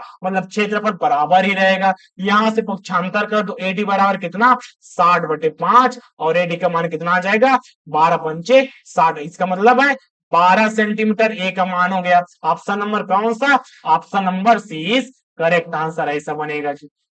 ठीक है, आगे बढ़ते हैं, यहाँ पर समलंब चतुर्भुज में आ गए, तो देखिएगा प्रश्न क्या कहता है, यहाँ पर प्रश्न कहता है एक समलंब चतुर्भुज की भुजाएं, ठीक है, समांतर भुजाएं, मतलब समलंब चतुर्भुज तो है, सबसे पहले हमें क्या लेना है, समलंब चतुर्भुज ले लेना है। ठीक है, यहाँ पर लेते हैं समलंब चतुर्भुज, चलिए ले लेते हैं अभी, समलंब चतुर्भुज हुआ कि नहीं, हो गया सर, अब समलंब चतुर्भुज ये तो हो गया। ठीक है, समलंब चतुर्भुज में, ठीक, समलंब चतुर्भुज में यहाँ पर क्या क्या दे रहा है, समलंब चतुर्भुज की समांतर भुजाएं 2:3 में है, मतलब यहां पर अगर ए बी सी डी अगर भुजाएं अगर मान लिया जाए, तो यहाँ पास ए बी भुजा कितना है, ये समांतर है, ए वाला भी समांतर है, दोनों समांतर है क्या, दोनों समांतर है। इसका मान कितना है, 2x रखेंगे, इसका मान कितना रखेंगे, 3x रखेंगे, रखेंगे क्या, जी बिल्कुल रखेंगे, अनुपात में है। और इसकी न्यूनतम दूरी 12 सेंटीमीटर है, न्यूनतम दूरी बोलने का मतलब है इन दोनों की मध्य की दूरी मतलब इन दोनों की मध्य की दूरी, या आप कह सकते हैं ऊंचाई, कह सकते हैं इस प्रकार से, इनकी दूरी कितना है, इनकी दूरी है 12 सेंटीमीटर है भैया। यदि उस समलंब चतुर्भुज का क्षेत्रफल, देखिएगा आप क्षेत्रफल की बात करता है, इसका क्षेत्रफल कितना है, इसका क्षेत्रफल कितना है, तो क्षेत्रफल कितना है 480 सेंटीमीटर स्क्वायर है, वर्ग सेंटीमीटर है। अब समलंब चतुर्भुज का क्षेत्रफल बस का सूत्र याद होना चाहिए, समलंब चतुर्भुज का क्षेत्रफल का सूत्र क्या होता है, याद होना चाहिए, क्या होना चाहिए, 1/2 समांतर भुजाओं का योग, समांतर भुजाओं का योग, समांतर भुजाओं का योग गुणा ऊंचाई, गुणा ऊंचाई होता है जी। ठीक, इतना होता है। और इसी का बराबर कितना दिया है, 480 दिया है। इसका मतलब कह सकते हैं क्या, 1/2 समांतर भुजाओं का योग, मतलब 1/2 सबसे पहले लिख दो, समांतर भुजाओं का योग मतलब 2x प्लस 3x कर दो, और गुणा में कितना है 12 हो गया जी। बराबर किसके बराबर है, तो क्षेत्रफल किसके बराबर हो जाएगा, तो क्षेत्रफल क्षेत्रफल के बराबर हो जाएगा। और कितना दिया, 480 दिया है यहां तक। और सॉल्यूशन कर दो, 1/2 यहां से हो जाएगा 3 2 5 1 यहां से क्या हो जाएगा गुणा 12 बराबर 480। यहां से काटेंगे जी, 2 एकम 2 छक्का, मतलब 5 1 गुणा 6 बराबर कितना 480। और आगे सॉल्यूशन करेंगे, और आगे सॉल्यूशन करेंगे, यहां से बस कैलकुलेशन बस करना पड़ेगा। कैलकुलेशन कर देते हैं जी, देखिएगा यहां से, ठीक है, एक सब बस को रहने दो, बाकी सब चीज को पक्षांतर कर दो। 480 नीचे में 5 गुणा 6 हो जाएगा, आगे भाग कर देते हैं, 6 कम 6, ठीक है। उसके बाद क्या हो जाएगा, आगे काट दो जी, 6 कम 6 6 12 6 18 6 36 6 7 42 6 8 कितना होता है 48 होता है, और जीरो का जीरो हो जाएगा। अब इसके बाद 5 से काट दो जी, 5 एकम 5, 5 एकम 5 कितना बचा 3 बचा, 5 छक्का कितना हो जाएगा 5 छक्का, यहाँ पर 30 हो जाएगा, 16 आया जी। एक का मान कितना आया 16 आ गया। हमें क्या पूछा है, तो यहाँ पर लंबी भुजा की लंबाई पूछा है। लंबी भुजा की लंबाई कहने का मतलब है इसका मान पूछा है 3 क्योंकि 2 करेंगे तो 2 गुणा 16 32 हो जाएगा, ठीक है। 3 गुणा 16 करेंगे तो यहाँ पर कितना हो जाएगा 42 हो जाएगा जी, 42 सेंटीमीटर होगा, ठीक है। नहीं सॉरी 48 सेंटीमीटर। यहाँ पर 6 × 18 का 8 हासिल 1 3 एकम 3 16 तिया कितना 48 सेंटीमीटर। तो सही आंसर कौन सा हो जाएगा, तो यहाँ पर option number C correct answer है, 16 तिया 48 होता है, ठीक है। इस प्रकार से अगले क्वेश्चन की ओर बढ़ते हैं। यहाँ पर देखिएगा, एक समलंब की समांतर भुजाएं 5 सेंटीमीटर तथा 15 सेंटीमीटर है। यदि समांतर भुजाओं के बीच की दूरी, ऊंचाई भी दिया है, आपको भुजाएं भी दिया है, यहाँ पर क्या पूछा है डायरेक्ट का क्षेत्रफल पूछा है। तो क्षेत्रफल आराम से ज्ञात कर सकते हैं, क्या आराम से ज्ञात कर सकते हैं जी। यहाँ पर इसका क्षेत्रफल क्या हो जाएगा, ठीक, तो यहाँ पर मान रख दो ए बी सी डी, ठीक है। ऊंचाई कितना दिया, पहली भुजा 5 सेंटीमीटर, मतलब इस ये वाला 5 सेंटीमीटर है, नीचे वाला 15 सेंटीमीटर है, नीचे वाला 15 सेंटीमीटर है। और इसके बीच की दूरी, मतलब यहां से लेकर यहां तक इसकी बीच की दूरी, तो ऊंचाई का मान कितना दिया है, ऊंचाई के मान 20 सेंटीमीटर दिया है, तो 20 सेंटीमीटर है जी। और समलंब चतुर्भुज का क्षेत्रफल, समलंब चतुर्भुज का क्षेत्रफल का सूत्र क्या होता है, तो समलंब चतुर्भुज का क्षेत्रफल हमेशा याद होना चाहिए 1/2 और समांतर भुजाओं का योग, समांतर भुजाओं का योग, समांतर भुजाओं का योग, और गुणा में क्या हो जाना चाहिए, ऊंचाई होना चाहिए, ठीक है। ये होता है समलंब चतुर्भुज का क्षेत्रफल का सूत्र,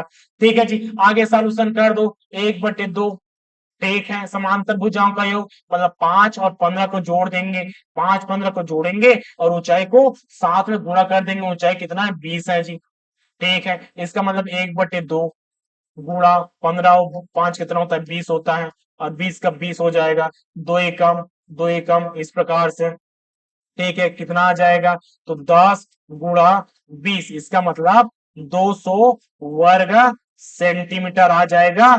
इस प्रकार से समलंब चतुर्भुज का क्षेत्रफल कौन सा, 200 वर्ग सेंटीमीटर। ऑप्शन नंबर कौन सा, option number is correct answer है। ऐसा बस सूत्र याद होना चाहिए कि समलंब चतुर्भुज का क्षेत्रफल का सूत्र क्या होता है, 1/2 समांतर भुजाओं का योग गुणा ऊंचाई, बस इतना याद होना चाहिए। आगे बढ़ते हैं। यहाँ पर देखिएगा, यहाँ पर क्या बोलता है, समलंब चतुर्भुज का क्षेत्रफल 24 स्क्वायर सेंटीमीटर है। मतलब स्क्वायर सेंटीमीटर कहने का मतलब है सेंटीमीटर वर्ग है, आपको बस डाटा याद रखना है 24। और इसकी ऊंचाई 3 है। ठीक है भैया, इसकी ऊंचाई कितना है, इस प्रकार से।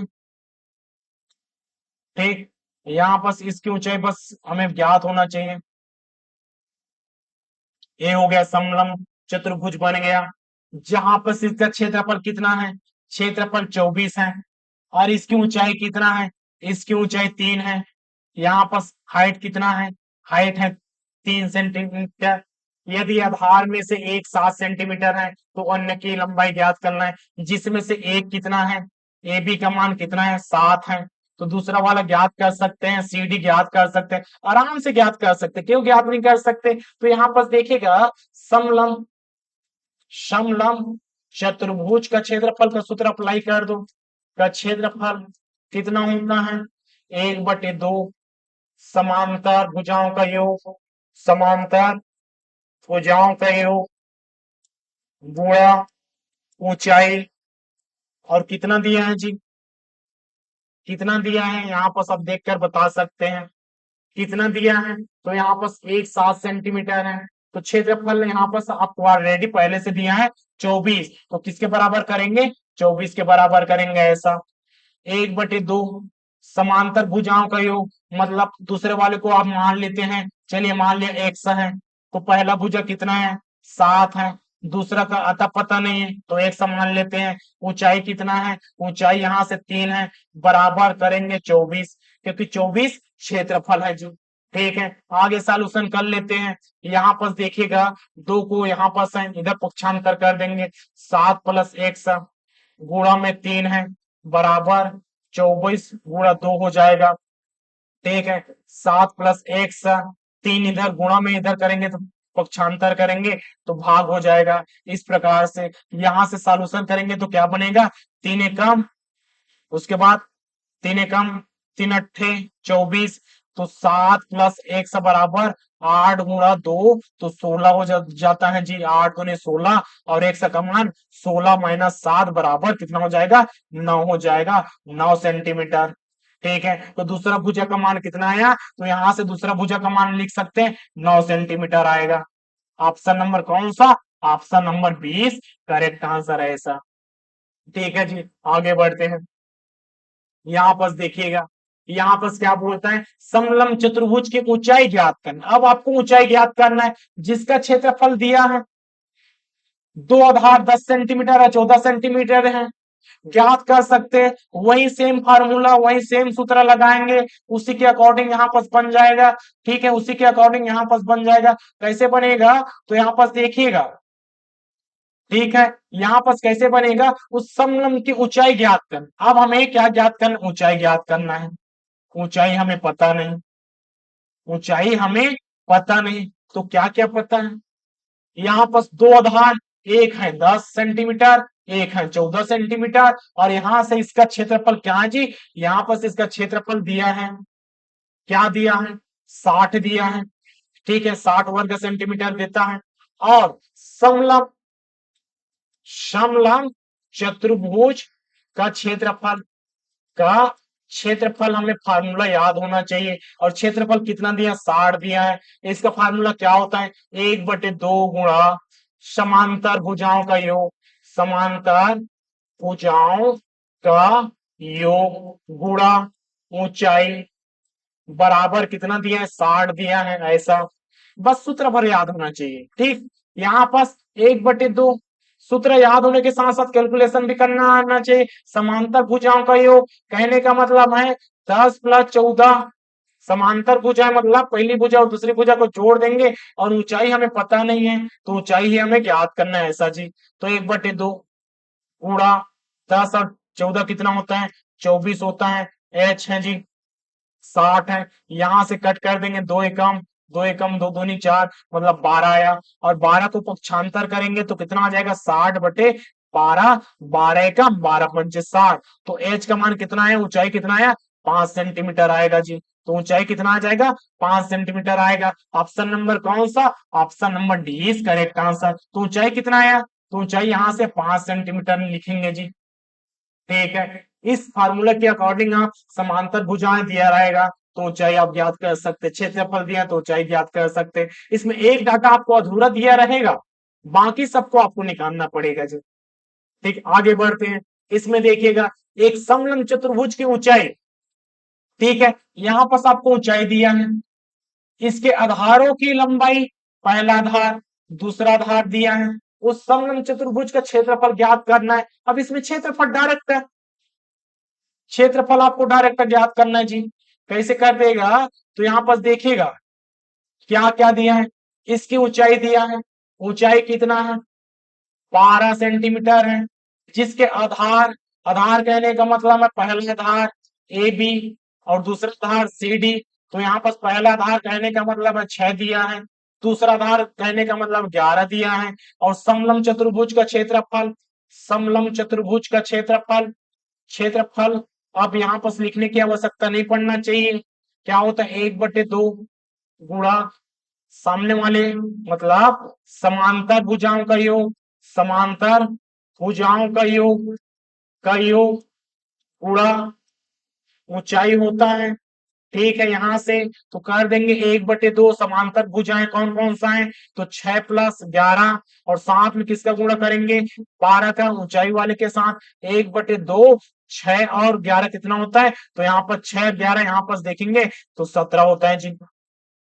ठीक है, 17 होता है और यहाँ पर, ठीक है, 6 और 11 ही दिया है, 6 और 11 ही दिया है जी। इसके बाद 12, ठीक है, 1/2, 17 गुणा 12 करेंगे, 2 एकम 2 छक्का, मतलब 17 गुणा 6 कितना हो जाएगा जी 6, 7 छक्का कितना होता है 7 छक्का 42। ठीक है, 7 छक्का कितना होता है 42 होता है। बचा 4, 6 कम 6 4 कितना 10, इसका मतलब 102 वर्ग सेंटीमीटर इसका आंसर आ जाएगा। ऑप्शन नंबर कौन सा, ऑप्शन नंबर यहाँ पर देख सकते हैं, option number C is correct answer. तो इस प्रकार से क्वेश्चन समलंब चतुर्भुज के अंतर्गत देखने को मिलता है, एग्जाम की दृष्टि से अति महत्वपूर्ण है जी। ठीक है, इस प्रकार से एक और क्वेश्चन यहाँ पर देख सकते हैं जी, यहाँ पर सीजी व्यापम में पूछा गया, आईटीआई में हॉस्टल बटल 2023 वाले में पूछा गया है। क्या बोलता है कि निम्नलिखित समलंब चतुर्भुज का क्षेत्रफल ज्ञात कीजिए। और समलंब चतुर्भुज का क्षेत्रफल क्या होता है, इसका सूत्र हम क्या जानते हैं, सूत्र जानते हैं 1/2 गुणा 1/2 गुणा समांतर भुजाओं का योग, समांतर भुजाओं का क्या हो जाना चाहिए योग, और गुणा साथ में क्या होता है ऊंचाई होता है। ठीक है, यहाँ पर मान रखिएगा 1/2, समांतर भुजाएं कौन कौन सा है, यहाँ पर पहला देखेंगे 3, दूसरा देखेंगे 4, इसका मतलब 3 + 4, साथ में गुणा करेंगे, ए वाला ऊंचाई का गुणा मतलब 5 का गुणा, आपस में जोड़ दो 1/2, यहाँ से 4 3 कितना 7 और यहाँ से 5, अभी कट नहीं रहा है तो पहले गुणा कर दो 35/2, इसका मतलब यहाँ पर 17.5 वर्ग इंच आएगा। ऑप्शन नंबर कौन सा, option number C is correct answer ऐसा। ठीक है जी, अब बढ़ते हैं समचतुर्भुज की ओर। एक और चतुर्भुज बचा है, इसका भी क्वेश्चन करना बहुत जरूरी है जी। ठीक है, तो वीडियो में लास्ट तक बने रहिए, ऐसा नहीं कि बीच में छोड़कर भाग जाए, अगर भागेंगे तो अपना ही नुकसान करेंगे, क्योंकि भिन्न भिन्न प्रकार के क्वेश्चन जितने भी एग्जाम में आए क्वेश्चन है उसको सॉल्यूशन कर रहे हैं। तो यहाँ पर देखिएगा, यहाँ पर किसी समचतुर्भुज के विकर्ण क्रमशः 16 सेंटीमीटर तथा 12 सेंटीमीटर है, इसका क्षेत्रफल क्या होता है, तो हमें पता होना चाहिए, मालूम होना चाहिए कि समचतुर्भुज में, ठीक है भैया, समचतुर्भुज में यहाँ पर इसका क्षेत्रफल हमें मालूम होना चाहिए। तो समचतुर्भुज का क्षेत्रफल का सूत्र पता है कि नहीं, ठीक है, यहाँ पर समचतुर्भुज का क्षेत्रफल का सूत्र क्या होता है, तो हमने देखा है यहाँ पास ये वाला क्या है, इसका भुजाएं है, भुजाएं हैं। ठीक है, इसमें एक विकर्ण होता है जिसका नाम हमने D1 रखा, दूसरा विकर्ण होता है जिसका नाम हमने D2 रखा। और इसी समकोण में देखिएगा यहाँ पर समचतुर्भुज में एक समकोण का निर्माण हो रहा है क्या, बिल्कुल हो रहा है, ये वाला क्या है आपका एक समकोण का निर्माण हो गया जी। ठीक है, इसी प्रकार से 4 समकोण है और एक समकोण का क्षेत्रफल कितना होता है 1/2 आधार गुणा ऊंचाई। तो यहाँ पास अगर इसकी ऊंचाई की बात करें तो पूरा है T2, तो इसका ऊंचाई क्या आ जाएगा D2/2, और यहां से ये वाला भाग पूरा है D1, तो इसका आधार क्या हो जाएगा, D1/2 हो जाएगा। इस प्रकार से हमने इसका क्षेत्रफल निकाला और क्षेत्रफल निकल कर क्या आया कि समचतुर्भुज का क्षेत्रफल, समचतुर्भुज का क्षेत्रफल अंतिम निष्कर्ष क्या आया था 1/2 गुणा D1 गुणा D2, जहां पास D1 पहला विकर्ण है जी, पहला विकर्ण है, और D2 दूसरा विकर्ण है। ये चीज को आपको याद रखना है, पहला विकर्ण गुणा दूसरा विकर्ण। इसको निकालने का तरीका हमने स्टार्टिंग में देख चुका है। तो यहाँ पर डायरेक्ट करेंगे 1/2, पहला विकर्ण कितना है 16 है और दूसरा विकर्ण कितना है 12 है। इस प्रकार से 2 एकम 2 अट्ठे 16, तो 8 गुणा 12, 12 अट्ठे कितना 12 अट्ठे 96 वर्ग सेंटीमीटर। ऑप्शन नंबर कौन सा, ऑप्शन नंबर यहाँ पर सी करेक्ट आंसर ऐसा आ जाएगा जी। ठीक है, अगले प्रश्न की ओर बढ़ते हैं। यहां पर देखिएगा 40 सेंटीमीटर वाला, ठीक है, 40 सेंटीमीटर और 30 सेंटीमीटर वाले विकर्ण वाले समचतुर्भुज का परिमाप ज्ञात कीजिए। अब यहाँ पर क्षेत्रफल नहीं पूछ रहा है, यहाँ पास क्षेत्रफल नहीं पूछ रहा है, यहाँ पास अब परिमाप पूछ रहा है। तो परिमाप के लिए हमें कुछ अलग से करना पड़ेगा जी, बिल्कुल करना पड़ेगा। परिमाप चाहिए तो आपको अलग से कुछ चाहिए जी, बिल्कुल चाहिए। क्या चाहिए सर, वो देखिए यहां पास आपको पहला विकर्ण तो दिया है कितना 40 सेंटीमीटर भैया, 40 सेंटीमीटर पहला विकर्ण तो दे दिया है। दूसरा विकर्ण भी दिया है, दूसरा विकर्ण भी क्या दिया 30 सेंटीमीटर, मतलब इसका मान कितना है 30 सेंटीमीटर है। ठीक, ऐसा दिया है कि ना, बिल्कुल दिया है। पहला विकर्ण दे दिया है इसका मान और दूसरा विकर्ण का मान भी दे दिया, पहला विकर्ण का मान ये वाला दूसरा विकर्ण का मान, मतलब पूरा लंबाई दिया। हमें क्या पूछा है, हमें परिमाप पूछा है। कहने का मतलब है ए वाला सभी कोने का लंबाई ज्ञात करो। अगर मान लेते हैं इसका लंबाई कितना ए है, इसका भी ए होगा, इसका भी ए होगा, इसका भी ए होगा। हमें क्या पूछा है, परिमाप पूछा है, इसका मतलब 4a का मान पूछा है। अब हम क्या करें सर, हमें तो विकर्ण बस दिया है, इसमें तो कहीं पर भुजा नहीं दिया। लेकिन याद कीजिएगा हम क्या बात करते हैं, यहाँ पर देखिएगा इस वाले खंड में ये कौन सा त्रिभुज का निर्माण कर रहा है, ए वाला कौन सा त्रिभुज का निर्माण कर रहा है। तो आप कहेंगे सर ए वाला एक समकोण त्रिभुज का निर्माण करता है। ठीक है, तो ए वाला खंड है कौन सा त्रिभुज का निर्माण कर रहा है, समकोण त्रिभुज का निर्माण कर रहा है। कैसे कर रहा है, इसको बाहर निकाल दिया जाए, अगर बाहर निकाल दिया जाए तो इस प्रकार से बनेगा क्या जी, बिल्कुल इस प्रकार से बनेगा। इसी को क्या बोलते हैं, समकोण त्रिभुज बन कहते हैं। और समकोण त्रिभुज में क्या लागू होता है, एक समकोण त्रिभुज में पाइथागोरस प्रमेय लागू होता है, पाइथागोरस प्रमेय लागू होता है। और पाइथागोरस प्रमेय क्या कहता है कि कर्ण का वर्ग अन्य दो भुजाओं के वर्गों के योग के बराबर होता है, मतलब लंब के वर्ग प्लस आधार का वर्ग के बराबर हो जाएगा। ऐसा हुआ कि नहीं, बिल्कुल होगा। ठीक है, तो यहां पर लंबाई क्या है, तो देखिएगा पूरे का मान, ठीक है, एक बार देखिएगा पूरे का मान कितना है। यहाँ पास पहला विकर्ण मान लेते हैं इसी को, दूसरा विकर्ण इसी को मान लेते हैं। तो पहले का मान यहाँ पास देखिएगा, पहले D1 का मान कितना है, पूरे विकर्ण का मान कितना है 30 सेंटीमीटर है। तो आधे का अगर मैं लेना चाहूं, अगर आधे का मैं लेना चाहूं तो क्या 15 नहीं लूंगा जी, बिल्कुल 15 ही तो लेंगे। 30 का आधा कितना होता है 15 होता है। इसका मतलब इसका मान कितना है 15 आ गया जी, लंब कितना आ गया 15 आ गया, 15 का स्क्वायर ऐसा कर देंगे। अब आते हैं आधार में, पूरे का मान, पूरे का मान D2 का मान कितना है 40 है।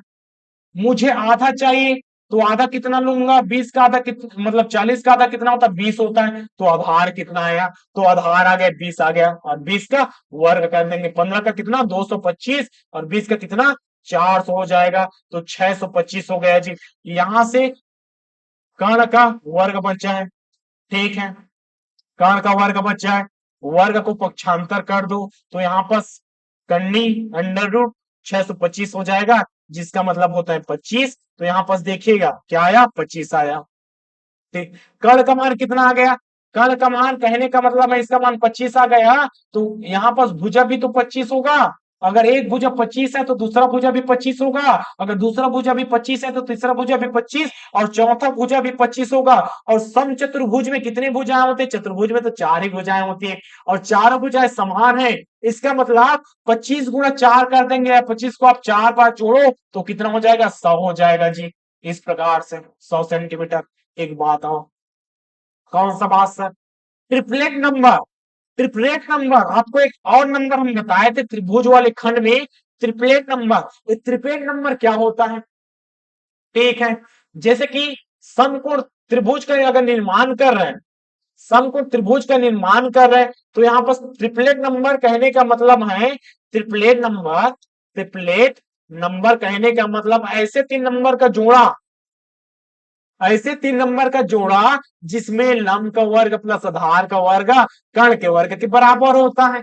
ठीक है भैया, लंब और यहाँ पर आधार कर देंगे। ठीक है, इसके बाद यहाँ पर क्या कर देंगे? कर्ण कर देंगे। तो यहाँ पर देखिएगा, लंब आधार और कर्ण 3, 4 और 5 का रेशियो आपको याद रखना है। 3, 4 और 5 का रेशियो आपको याद रखना है। अगर ये वाला 3 है, ये वाला 4 है तो ये वाला 5 होगा जी। ठीक है, ये वाला 3 3 9, 4 4 16 और 9 और 16 25 जो कि 5 का होता है। इसी प्रकार से अगर इसको 2 गुना कर दिया जाए, इसी को अगर 2 गुना कर दिया जाए, अगर 2 का मल्टीप्लाई कर दिया जाए तो यहाँ पास अगर 2 का मल्टीप्लाई कर दिया जाए, 3 दूनी 6, 4 दूनी 8 और 5 दूनी 10 हो जाएगा। ये भी ट्रिपलेट नंबर है। 6 6 36, 8 8 64, 64 और 36 कितना होता है? 100 जो कि 10 का है। अगर इसी को अगर 3 गुना कर दिया जाए, ठीक है, तो 3 तिया कितना होता है? 9, 4 चौक 4 तिया कितना होता है? 12 और 5 तिया कितना होता है? 15 होता है। तो 9 नी 81, 12 12 144, 144 और 81 कितना होता है? 225 होता है जो कि 15 का है जी। ठीक है, एक चीज बस याद रखना है, 3 4 5, 3 रेशियो 4 रेशियो 5 और जितना भी इसका मल्टीप्लाई में रहेगा, देखो भैया रे भी इसी का ही मल्टीप्लाई है। इसको 5 बार, इसको 4 बार गुणा कर दिए। ठीक है, 4 बार करो तो यहाँ पर 4 तिया 12, 4 चौक 16, यहाँ पर 4 पंचे 20, इसको 5 बार किए थे तो 5 बार करेंगे, 5 तिया 15, यहाँ से 5 चौक 20 और 5 पंचे 25। तो ए वाला तो अप्लाई हुआ क्या? जी बिल्कुल।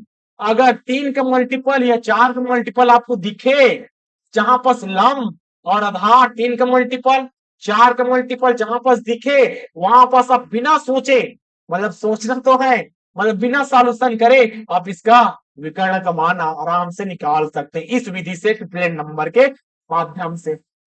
ठीक है जी, इसके अलावा और होता है प्रश्न में देखेंगे। ठीक है, एक समचतुर्भुज की भुजा, ठीक है, एक समचतुर्भुज की भुजा और उसके विकर्ण 5 8 सेंटीमीटर है, तो चतुर्भुज का क्षेत्रफल ज्ञात कीजिए। ठीक है, क्या क्या देता है यहाँ पर? ठीक है भैया, चलिए करते हैं। एक प्रकार हमारा समचतुर्भुज बन गया जिसकी भुजा और विकर्ण का मान, मतलब यहाँ पास ए वाला भुजा है, भुजा का मान कितना दिया है? 5 मीटर दिया है। ठीक है, 5 मीटर दिया है। जहां पास विकर्ण, ठीक है, विकर्ण कितना है? 8 मीटर दिया है, तो इसी का विकर्ण मान लेते हैं, इसी का एक विकर्ण मान लेते हैं। ठीक है, एक विकर्ण मान लो या इस विकर्ण को मान लो, 2 विकर्ण होते हैं जी। अब कोई भी विकर्ण मान सकते हो, तो हमने चलिए इसी को मान लिया जी, इस वाले को माना है, एक विकर्ण को मानो या दूसरे विकर्ण को मान लो। कितना दिया? 8 मीटर दिया है, मतलब D1 इसको ले लेते हैं। ठीक है, D1 इसको ले लेते हैं, D2 इसको ले लेते हैं और D2 का मान कितना है? 8 मीटर है। इसका मतलब यहां से यहां तक की लंबाई कितना है? 8 मीटर है। ठीक है, ए वाला टोटल कितना? 8 मीटर है। इसका मतलब कह सकते हैं कि ए वाला 4 होगा और ए वाला 4 होगा। तो देखिएगा जहां पर 4 5, इसका मतलब इसका मान कितना हो जाएगा? इसका मान 3 होगा कि नहीं? होगा सर। कैसे होगा? अभी अभी तो देख रहे थे भैया, 3 4 5 का रेशियो। ठीक है, समझ में आया कि नहीं? बिल्कुल समझ में आना चाहिए। इतना बताने का कारण वही है कि जहां पर 3 4 5 का रेशियो दिखे वहां पर आपको लगा देना है जी। इसी प्रकार से आ जाएगा आंसर। या आप नहीं बनाना चाहते तो ऐसा बना लीजिए, कर्ण का वर्ग बराबर लंब के वर्ग प्लस आधार के वर्ग के बराबर होता है। जहां पर कर्ण 5 है, यहाँ पर लम्ब में हमें पता नहीं, तो लम्ब का वर्ग करेंगे। आधार कितना है, टोटल है 8, तो आधा कितना हो जाएगा 4, तो 4 का स्क्वायर, 5 पंचे 25, लम्ब का वर्ग प्लस 16, 16 को इधर पक्षांतर करेंगे तो इस प्रकार से लम्ब का वर्ग हो जाएगा, 9 आएगा। यहाँ से लम्ब का वर्ग और लम्ब बराबर कितना, तो यहाँ से 3 आएगा जी, देखिए 3 आ गया। ठीक है, तो इस भुजा का मान कितना आया, तो इस भुजा का मान कितना आया, तो यहाँ पास 3 आ गया। ठीक है, हमें क्या पूछा है, चतुर्भुज का क्षेत्रफल, इसका क्षेत्रफल पूछता है, और क्षेत्रफल कितना होता है, 1/2 D1 गुणा D2 होता है कि नहीं, जी बिल्कुल होता है। तो 1/2 D1 का मान कितना हो जाएगा, तो D1 इसका मान यहां तक 3 है, ए वाला यहां तक 3 है, ए वाला यहां तक 4 है, तो टोटल कितना हो गया 8 हो गया। ए वाला 3 है और यहां से यहां तक करेंगे तो इसका भी मान तो 3 होगा, क्या, क्योंकि ए तो आधा है, ए वाला भी आधा है, इसका मतलब D1 का मान कितना हो जाएगा, 6 मीटर हो जाएगा। ठीक है, तो यहां से कहेंगे 6 गुणा 8, यहां से 2 एकम 2 चौक 8 और 6 गुणा 4 मतलब 6 चौक 24 वर्ग मीटर। ठीक है, 24 वर्ग मीटर आ जाएगा। ऑप्शन नंबर कौन सा, ऑप्शन नंबर 20 करेक्ट आंसर, ऐसा बनेगा जी। ठीक है, तो यहाँ पर समकोण त्रिभुज के लिए अप्लाई करो या ना करो, बस आपको ये वाला ट्रिपलेट नंबर फार्मूला याद होना चाहिए, कैसे करे 3 4 5 का, और इसी में मल्टीप्लाई करते जाओ करते जाओ करते जाओ, बस इतना ही करना था। आगे बढ़ते हैं जी।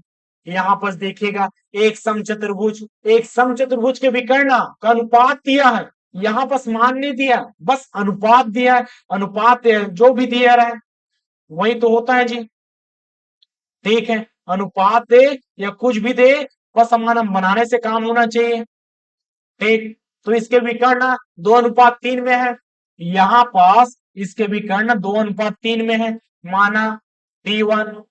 ठीक है, अनुपात D2 कितना है, 2:3 है, इसका मतलब फिक्स मान रहता है क्या, फिक्स मान नहीं रहता है जी। आगे देखिए, यदि इसका क्षेत्रफल, ठीक है, क्षेत्रफल 1200 वर्ग मीटर है, कोई बात नहीं, समचतुर्भुज समचतुर्भुज का क्षेत्रफल का सूत्र क्या होता है, 1/2 गुणा पहला विकर्ण गुणा दूसरा विकर्ण, और क्षेत्रफल कितना दिया है, 1200 दिया है जी, तो यहाँ पर 1200 अप्लाई कर दो, तो 1/2 पहला विकर्ण का मान कितना 2 है, तो 2 हो जाएगा, क्योंकि अनुपात में है तो फिक्स मान होता है क्या, फिक्स मान नहीं होता है। इसी प्रकार से D2 का मान क्या हो जाएगा, ठीक है, यहाँ पर D2 का मान क्या हो जाएगा, 3 हो जाएगा, बराबर 1200, इस प्रकार से। ठीक है, जितना कटे उतना काट दो, यहां से देखो 2 वाला कट गया, यहां से क्या बचा 3x² बराबर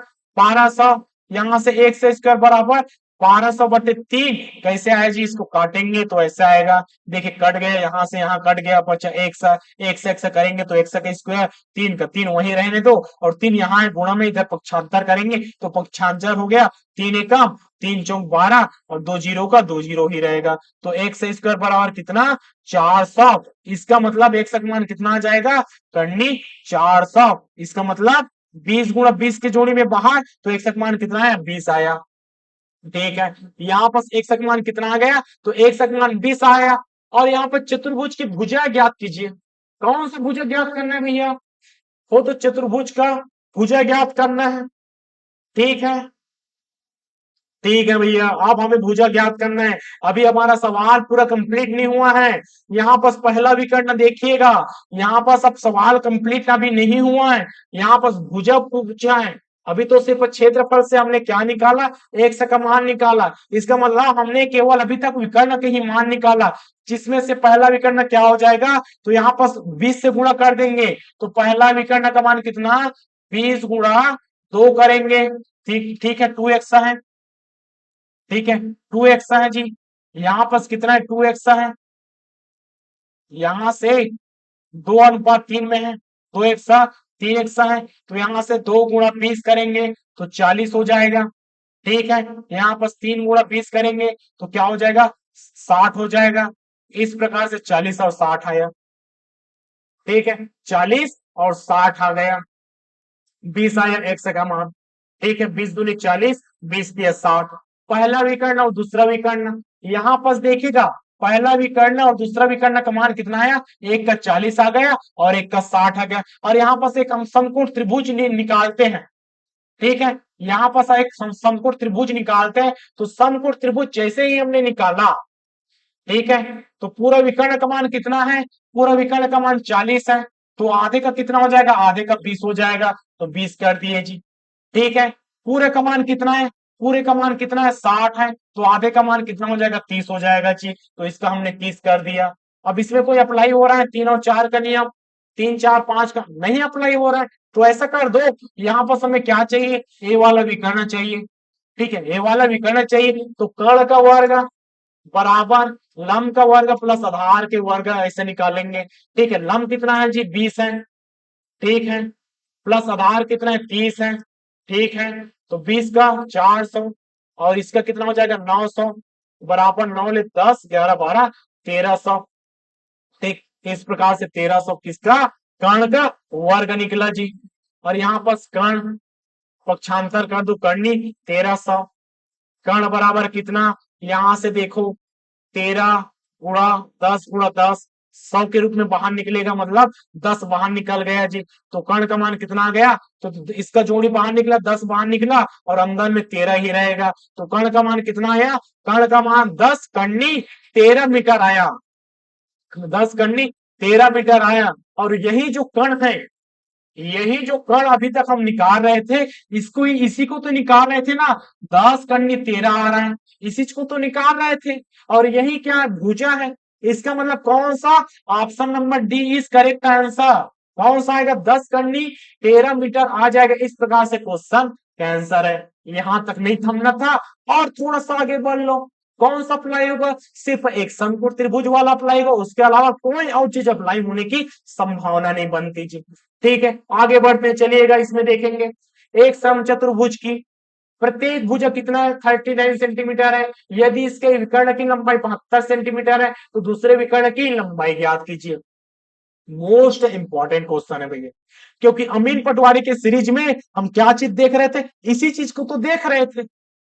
कौन से इंपॉर्टेंट क्वेश्चन है, तो यहाँ पर देखिएगा, सीजी व्यापम पटवारी 2019 का ही तो क्वेश्चन है।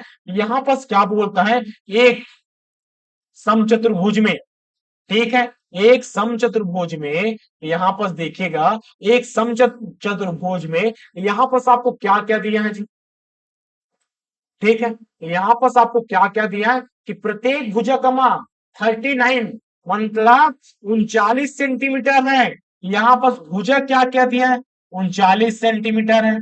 प्रत्येक भुजा का मान 39 है, प्रत्येक भुजा का मान 39 है, प्रत्येक भुजा का मान कितना है, 39 सेंटीमीटर है। ऐसा आगे क्या बोलते हैं, यदि इसके एक विकर्ण की लंबाई, अब कोई भी विकर्ण ले सकते हैं, ठीक है भैया, अब कोई भी विकर्ण ले सकते, ऊपर कर लो या बगल कर लो। यहाँ पर पहला विकर्ण, ये वाला दूसरा विकर्ण, इसमें से आप कोई भी विकर्ण ले सकते हैं जिसकी लंबाई कितना है, 72 सेंटीमीटर है।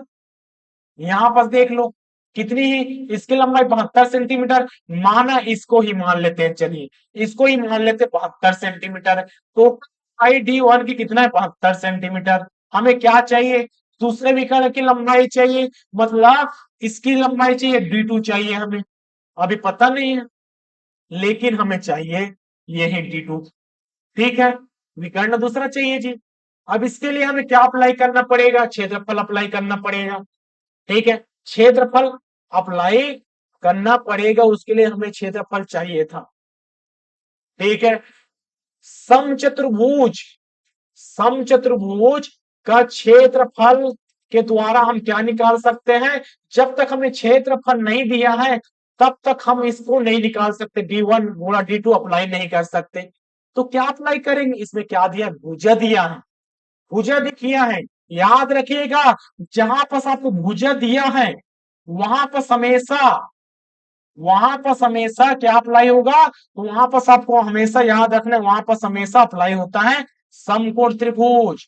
ठीक है, देखिएगा एक कौन सा त्रिभुज हो गया, समकोण त्रिभुज हो गया, समकोण त्रिभुज हो गया।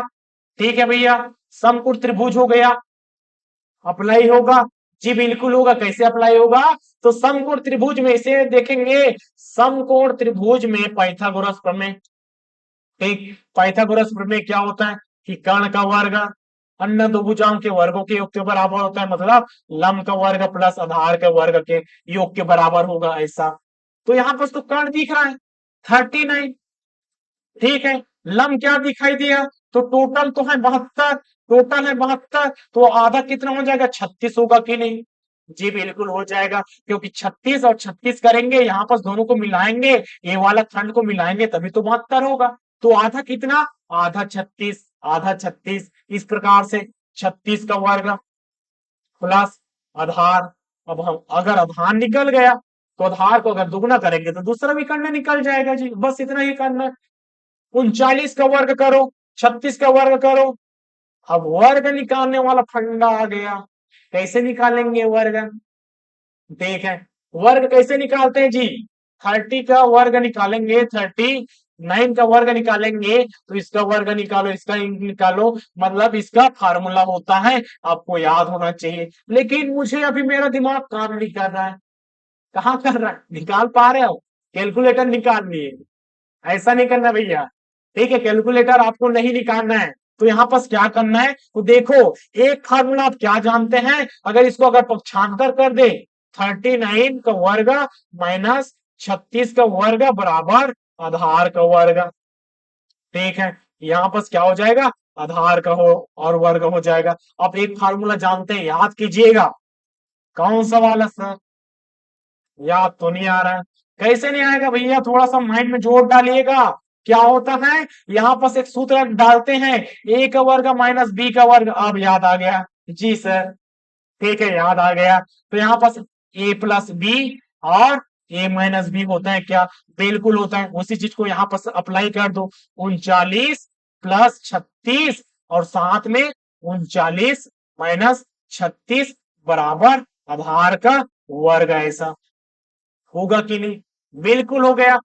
अब इसको जोड़ना आसान है, घटाना आसान है, कि वर्ग निकाल कर उसको घटाएंगे, फिर 39, मतलब यहाँ पर 39 का वर्ग निकालेंगे, फिर 16 का वर्ग निकालेंगे, बड़ा संख्या होता है उसका भी वर्ग निकालते, फिर आपस में घटाते, बहुत कंझट हो जाता है। इसी कंझट से बचने के लिए आपके लिए ये वाला फार्मूला, बीजगणित फार्मूला इंपॉर्टेंट है जी। ए का वर्ग माइनस बी का वर्ग, जहां पर भी आपको दो चीज संख्या का अंतर दिखे, वर्ग का अंतर दिखे, वहां पर से सूत्र अप्लाई कर दो। अब यहाँ पर 39 और 36 को आप जोड़ेंगे तो कितना आ जाएगा, 9 से 10, 11, 12, 13, 14, 15 का 5 80 ले एक, तो यहाँ पर 75 आ गया जी। तो यहाँ से कितना आ जाएगा, तो यहाँ से 75 आएगा और यहाँ से 3 आएगा और आधार का वर्ग आ गया। 75 कितना होता है, 225, ठीक है। 5 दिया 15 का 5 80 ले एक, उसके बाद 21 और एक कितना होता है 22 और आधार का वर्ग, ठीक है। उधर पक्षांतर कर दो जी, तो आधार बराबर कितना हो जाएगा, करनी 225 और 225 कितना होता है, 15 का होता है। आधार कितना आया, आधार यहां से कितना आया, तो आधार कहेंगे, आप कहेंगे 15 आया सर, ठीक है। जब आधार 15 आ गया मतलब आधा विकर्ण तो आ गया ना, हम D2 का मान लिखते तो D2 में 15 गुणा 2 कर देते जी, इसका मतलब इसी आधार का 2 गुना, मतलब ए वाला 15 है तो ए वाला भी 15 होगा कि नहीं, बिल्कुल होगा। 15 प्लस 15 कितना होता है, 30 होता है, इसका मतलब दूसरा विकर्ण का मान कितना हो जाएगा, 30 सेंटीमीटर हो जाएगा जी, इस प्रकार से, ठीक है भैया। और आगे बढ़ते हैं, यहाँ पर देखिएगा एक समचतुर्भुज के विकर्ण 80 सेंटीमीटर तथा 60 सेंटीमीटर है, समचतुर्भुज का परिणाम ज्ञात कीजिए, ठीक है, परिमाप ज्ञात कीजिए, ठीक। समचतुर्भुज ऐसा बना लो सबसे पहले, समचतुर्भुज, और इसी समचतुर्भुज को कलर फिर कर देते ताकि पढ़ने भी आसानी लगता है जी, ठीक है, देखने में भी सरल लगता है, ठीक है। इस प्रकार से समचतुर्भुज के विकर्ण कितना है, चलिए 80 है, D1 का मान कितना है, 80 है, ठीक है। यहाँ पर दूसरा विकर्ण 60 है, मतलब यहाँ पर D2 का मान कितना हो जाएगा, यहाँ पर D2 का मान कितना हो जाएगा, 60 हो गया जी, ठीक, कितना हो गया कि नहीं, बिल्कुल हो गया। समचतुर्भुज का परिणाम चाहिए, मतलब परिमाप चाहिए, परिमाप कहने का मतलब है ए वाला चाहिए, भुजा चाहिए, ए वाला भुजा चाहिए, ए वाला भुजा चाहिए, ए वाला भुजा चाहिए, मतलब एक ही भुजा चाहिए। आप देखेंगे जी, ठीक, यहाँ पर एक चीज यहां से लेकर यहां तक बन गया। ठीक है, क्या बन गया? एक समकोण त्रिभुज। और समकोण त्रिभुज में हमेशा क्या अप्लाई होता है? पाइथागोरस प्रमेय अप्लाई होता है। पाइथागोरस प्रमेय अप्लाई होता है। ये क्या बन गया? ठीक है, इस प्रकार से। चलिए, थोड़ा सा ऊपर नीचे हो गया तो सुधार कर लेते हैं। ठीक, और इसका मान कितना है? D1 का मान, D1 का मान 80, और D2 का मान कितना है? 60 है। पाइथागोरस प्रमेय करेंगे। यहां से लेकर देखो, यहाँ पर समकोण त्रिभुज का निर्माण कर रहा है, और इसी समकोण त्रिभुज में पाइथागोरस प्रमेय करेंगे। तो यहाँ पर समकोण त्रिभुज में पाइथागोरस प्रमेय करेंगे तो कर्ण का वर्ग अन्य दो भुजाओं के वर्गों के योग के बराबर होता है, मतलब आधार का वर्ग प्लस लंब का वर्ग, इस प्रकार से करेंगे। यहाँ पर आधार देखो, अगर पूरे का मान, ठीक है, पूरे का मान अगर 80 है तो आधा आधा करेंगे तो 40 हो जाएगा, इसका भी 40 हो गया जी। ठीक है, यहां से करो, पूरा का मान अगर 60 है तो इसका मान 30 हो जाएगा, और इसका भी मान 30 हो जाएगा। देखिए, 3 4, इसका मतलब इसका मान कितना हो जाएगा? तो इसका मान हो जाएगा जी 50 हो जाएगा। कैसे आएगा जी? 3 का मल्टीपल, 4 का मल्टीपल, 5 का मल्टीपल। अगर ऐसा नहीं कर सकते तो आगे पूरा सोल्यूशन कर दो।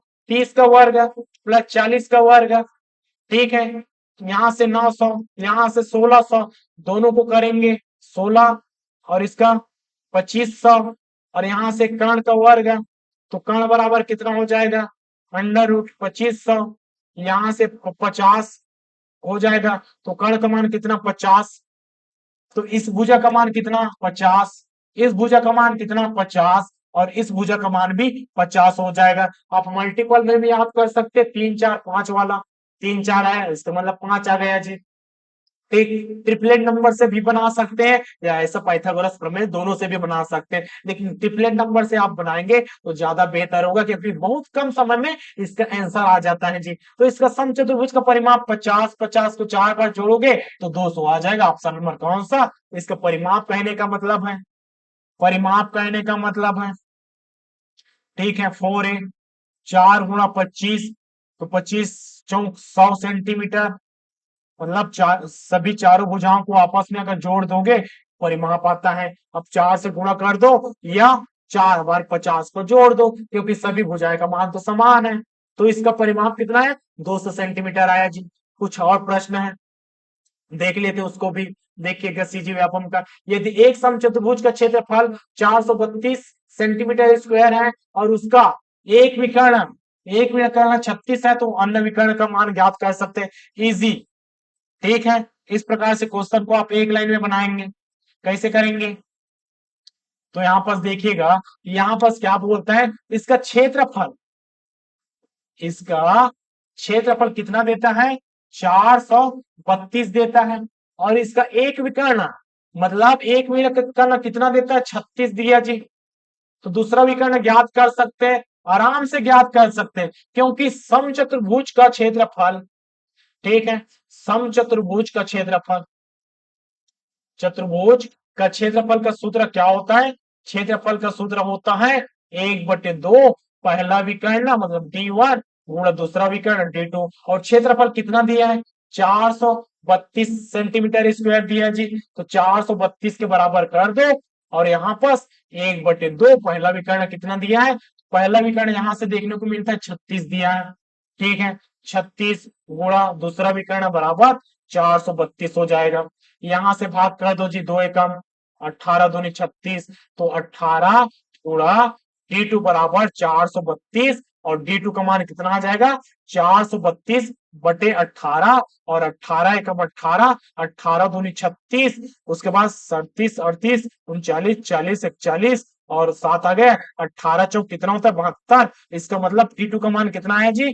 D2 का मान 24 सेंटीमीटर आएगा, ठीक है। D2 का मान कितना आ जाएगा? ऑप्शन नंबर बी, 24 सेंटीमीटर ऐसा आएगा। ठीक है, आगे बढ़ते हैं। यहां पर देखेंगे जी, एक समचतुर्भुज के विकर्ण की लंबाई दूसरे विकर्ण की लंबाई से 75% है। इस समचतुर्भुज का क्षेत्रफल छोटे विकर्ण का वर्ग का कितना गुना है? समझने वाला क्वेश्चन है, थोड़ा कॉन्सेप्ट बेस पे है, क्योंकि यहाँ पर देखिएगा, यहाँ पर तो प्रतिशत को जोड़ दिया गया है। कहता है एक समचतुर्भुज के एक विकर्ण की लंबाई दूसरे विकर्ण की लंबाई का 75% है। ठीक है, अब यहाँ पर मानते हैं। चलिए भैया, यहाँ पास हम सबसे पहले समचतुर्भुज लेते हैं और इसी समचतुर्भुज में, ठीक है, पहला विकर्ण माना, पहला विकर्ण, ठीक है भैया, पहला विकर्ण D1 और दूसरा विकर्ण क्या हो जाएगा, दूसरा विकर्ण हो जाएगा D2 हो जाएगा। क्या बोलता है, ठीक है, यहाँ पास क्या बोलता है, पहला विकर्ण और ये दूसरा विकर्ण हो गया। इस प्रकार से क्या बोलता है, एक समचतुर्भुज के एक विकर्ण की लंबाई, मतलब पहले विकर्ण की लंबाई दूसरे विकर्ण की लंबाई का 75% है। इसका मतलब इसका 75% पहले विकर्ण की लंबाई दूसरे विकर्ण की लंबाई का D2 का कितना है जी, 75% है, ऐसा बोल रहा है। ठीक है, बोल रहा है कि नहीं, यहां पर समझो क्या बोलता है, पहला विकर्ण D1 हो गया, दूसरा हो गया D2। यहाँ पास पहला विकर्ण, यहाँ पास दो विकर्ण मानते हैं, पहला विकर्ण D1, दूसरा विकर्ण, D2। क्या बोलता है, पहले विकर्ण की लंबाई, इसका मतलब पहले विकर्ण, पहला विकर्ण की लंबाई मतलब D1 की लंबाई दूसरे विकर्ण की लंबाई का 75% है। मतलब D2 की लंबाई का, D2 की लंबाई का 75% है, ऐसा काटेंगे जी। तो यहां से 25 दिया, 25 चौक, इसका मतलब कह सकते हैं D1 का मान कितना आ जाएगा, D2 गुणा 3/4 आ जाएगा। इस चीज को याद रखना है अभी। ठीक, अभी सवाल पे आगे बढ़ते, इस समचतुर्भुज का क्षेत्रफल, ठीक है, अब सवाल क्या बोलते हैं उसको देखिएगा, अब सवाल क्या बोलते हैं उसको देखिएगा। ठीक, यहां पर क्या बोलते हैं, इस समचतुर्भुज का क्षेत्रफल, इस समचतुर्भुज का क्षेत्रफल मतलब यहां पर क्षेत्रफल जो होगा छोटे विकर्ण की वर्ग का, छोटा विकर्ण कौन सा होगा, पहला तो होगा, अगर दूसरा वाला 100% है तो पहला वाला 75% होगा कि नहीं, बिल्कुल होगा भैया, वही चीज तो यहाँ पर किए हैं। तो छोटा विकर्ण कौन सा है, छोटा विकर्ण D1 है। ठीक है, तो यहाँ पर छोटे विकर्ण के वर्ग का कितना गुना है, मतलब छोटे विकर्ण के वर्ग का कितना गुना है, ये वाला क्वेश्चन मार्क आ गया। ठीक है, हमें इस चीज को याद करना है। देखो ध्यान से देखो, क्वेश्चन क्या कहता है, क्वेश्चन कहता है कि इस समचतुर्भुज का क्षेत्रफल छोटे विकर्ण के वर्ग, मतलब छोटा विकर्ण दूसरे विकर्ण का 100% है तो पहला विकर्ण 75% है, तो छोटा विकर्ण कौन सा हो जाएगा, ये वाला छोटा होगा। मतलब T1 के विकर्ण मतलब छोटे विकर्ण के वर्ग का, मतलब वर्ग का कितना गुना है, यहां पर जो आएगा वही हमारा आंसर होगा। इतना होगा कि नहीं, बिल्कुल क्लियर है जी। अब यहां पर देख लो, यहां पास क्षेत्रफल की बात करता है तो क्षेत्रफल क्या होता है, तो 1/2 गुणा, ठीक है, यहाँ पर क्षेत्रफल क्या होता है, तो क्षेत्रफल यहाँ पर आपको याद रखना है 1/2 गुणा D1 गुणा D2 होता है जी। ठीक है, इतना होता है, यहां से हम मान रख देते हैं। ठीक है, यहां से मान रख देते हैं 1/2, D1 कितना है, हमें D1 ही चाहिए। ये तो आपका हो गया क्षेत्रफल, ये आपका क्या हो गया, ए होगा क्षेत्रफल, पहला चीज। अब इसका मान रखते हुए चलते हैं, D1 का मान मतलब हमें D1 ही चाहिए, तो D1 हो गया ऐसा। अब D2 का मान चाहिए, तो D2 का मान क्या हम यहां से नहीं निकाल सकते, क्या हम D2 का मान हम यहां से नहीं निकाल सकते, यहां से देखो जी, यहां से अगर इसको ऐसे पक्षांतर करेंगे, D1 बराबर कितना है, D2 गुणा 3/4 है, इसको उधर पक्षांतर करेंगे तो D1 गुणा 4/2 बराबर D2 होगा क्या, बिल्कुल हो जाएगा। बस पक्षांतर किए हैं जी, देख लो पक्षांतर बस किए हैं तो D2 का मान निकल गया। निकला कि नहीं, बिल्कुल निकल गया। बस इसी चीज को समझना है कि क्वेश्चन हमें क्या दे रहा था, क्वेश्चन के अकॉर्डिंग चलना है भैया। तो यहाँ पर देखिएगा, यहाँ पर आ गया, ठीक है, यहाँ पर आ गया उसके बाद D2 का मान कितना है, D1 गुणा 4/3 आ गया। ठीक है, आगे सॉल्व करेंगे। ये तो आपका क्षेत्रफल है, ये आपका क्या है, क्षेत्रफल है। ठीक है, ये क्या है जी, ये वाला समचतुर्भुज का क्षेत्रफल है, पूरा लिख देते हैं। समचतुर्भुज का क्षेत्रफल है। इजी नहीं है क्वेश्चन, इजी नहीं है, समझना मुश्किल है। जैसे आप समझ जाएंगे वैसा सवाल इजी बनता जाएगा। 1/2, ठीक है, भाग कर दो, काट दो, दो ही कम, दो दूनी 4, इसका मतलब ये वाला तो आपस में गुणा हो जाएगा, तो D1 का वर्ग और क्या हो जाएगा, 2/3। देखो हमें क्या पूछा गया था कि समचतुर्भुज का क्षेत्रफल, समचतुर्भुज का क्षेत्रफल छोटे विकर्ण T1, छोटा विकर्ण का कितना गुना है, 2/3 गुना है। कितना गुना है, 2/3 गुना है। तो आंसर क्या हो जाएगा, 2/3 हो जाएगा, 2/3 हो जाएगा, ऐसा आएगा जी। ठीक है, कंफ्यूजन कहां था, मैं आपको बताऊं, सच में बता रहा हूं। कंफ्यूजन कैसा था, किस प्रकार से यहाँ पर कंफ्यूज होते हैं, तो यहाँ पर देखिएगा, यहाँ पर कंफ्यूजन होने का कारण क्या है, जैसे कि 1/2 रखते, D1 का मान रखते, यहाँ पर D1 रख देते और D2 का मान यहाँ पर इसी को रख देते, तो D2 गुणा 3/4 ऐसा करते, तो 3/4 दूनी यहाँ पर D1 करते, तो 4 दूनी 8 ऐसा। तो ये वाला ऐसा तरीका आपको बिल्कुल नहीं बनाना है जी, ये वाला बिल्कुल नहीं बनाना है। तो सवाल को पूरा समझना अति आवश्यक है, ताकि आप इस प्रकार से गलती ना करें। इसी प्रकार से बेसिक से लेकर एडवांस तक आपका गणित को क्लियर कर देंगे। अगर वीडियो समझ में आ रहा है तो वीडियो को जरूर लाइक कीजिएगा और अपने दोस्तों के साथ और अपने जितने भी पढ़ने वाले अभ्यर्थी हैं उसके साथ जरूर शेयर कीजिए, क्योंकि चर्चा करने के साथ ज्ञान बढ़ता है। ऐसा नहीं है कि मैं बस पढ़ लूं आपसी ऐसे कोने में बैठकर। आप जितना ज्यादा चर्चा करेंगे, जितना ज्यादा एक दूसरे के साथ ज्ञान बांटेंगे, जितना ज्यादा आप पढ़ेंगे एक दूसरे के साथ, उतना ज्यादा आपके ज्ञान में वृद्धि होता जाएगा और जितना बेसिक है वो सारे चीज आपका क्लियर होता जाएगा। इस प्रकार से इसका आंसर कितना आ जाएगा, तो 2 और 3 आ जाएगा। ऑप्शन नंबर कौन सा, ऑप्शन नंबर यहां से दे सकते हैं, ऑप्शन नंबर ए आएगा जी।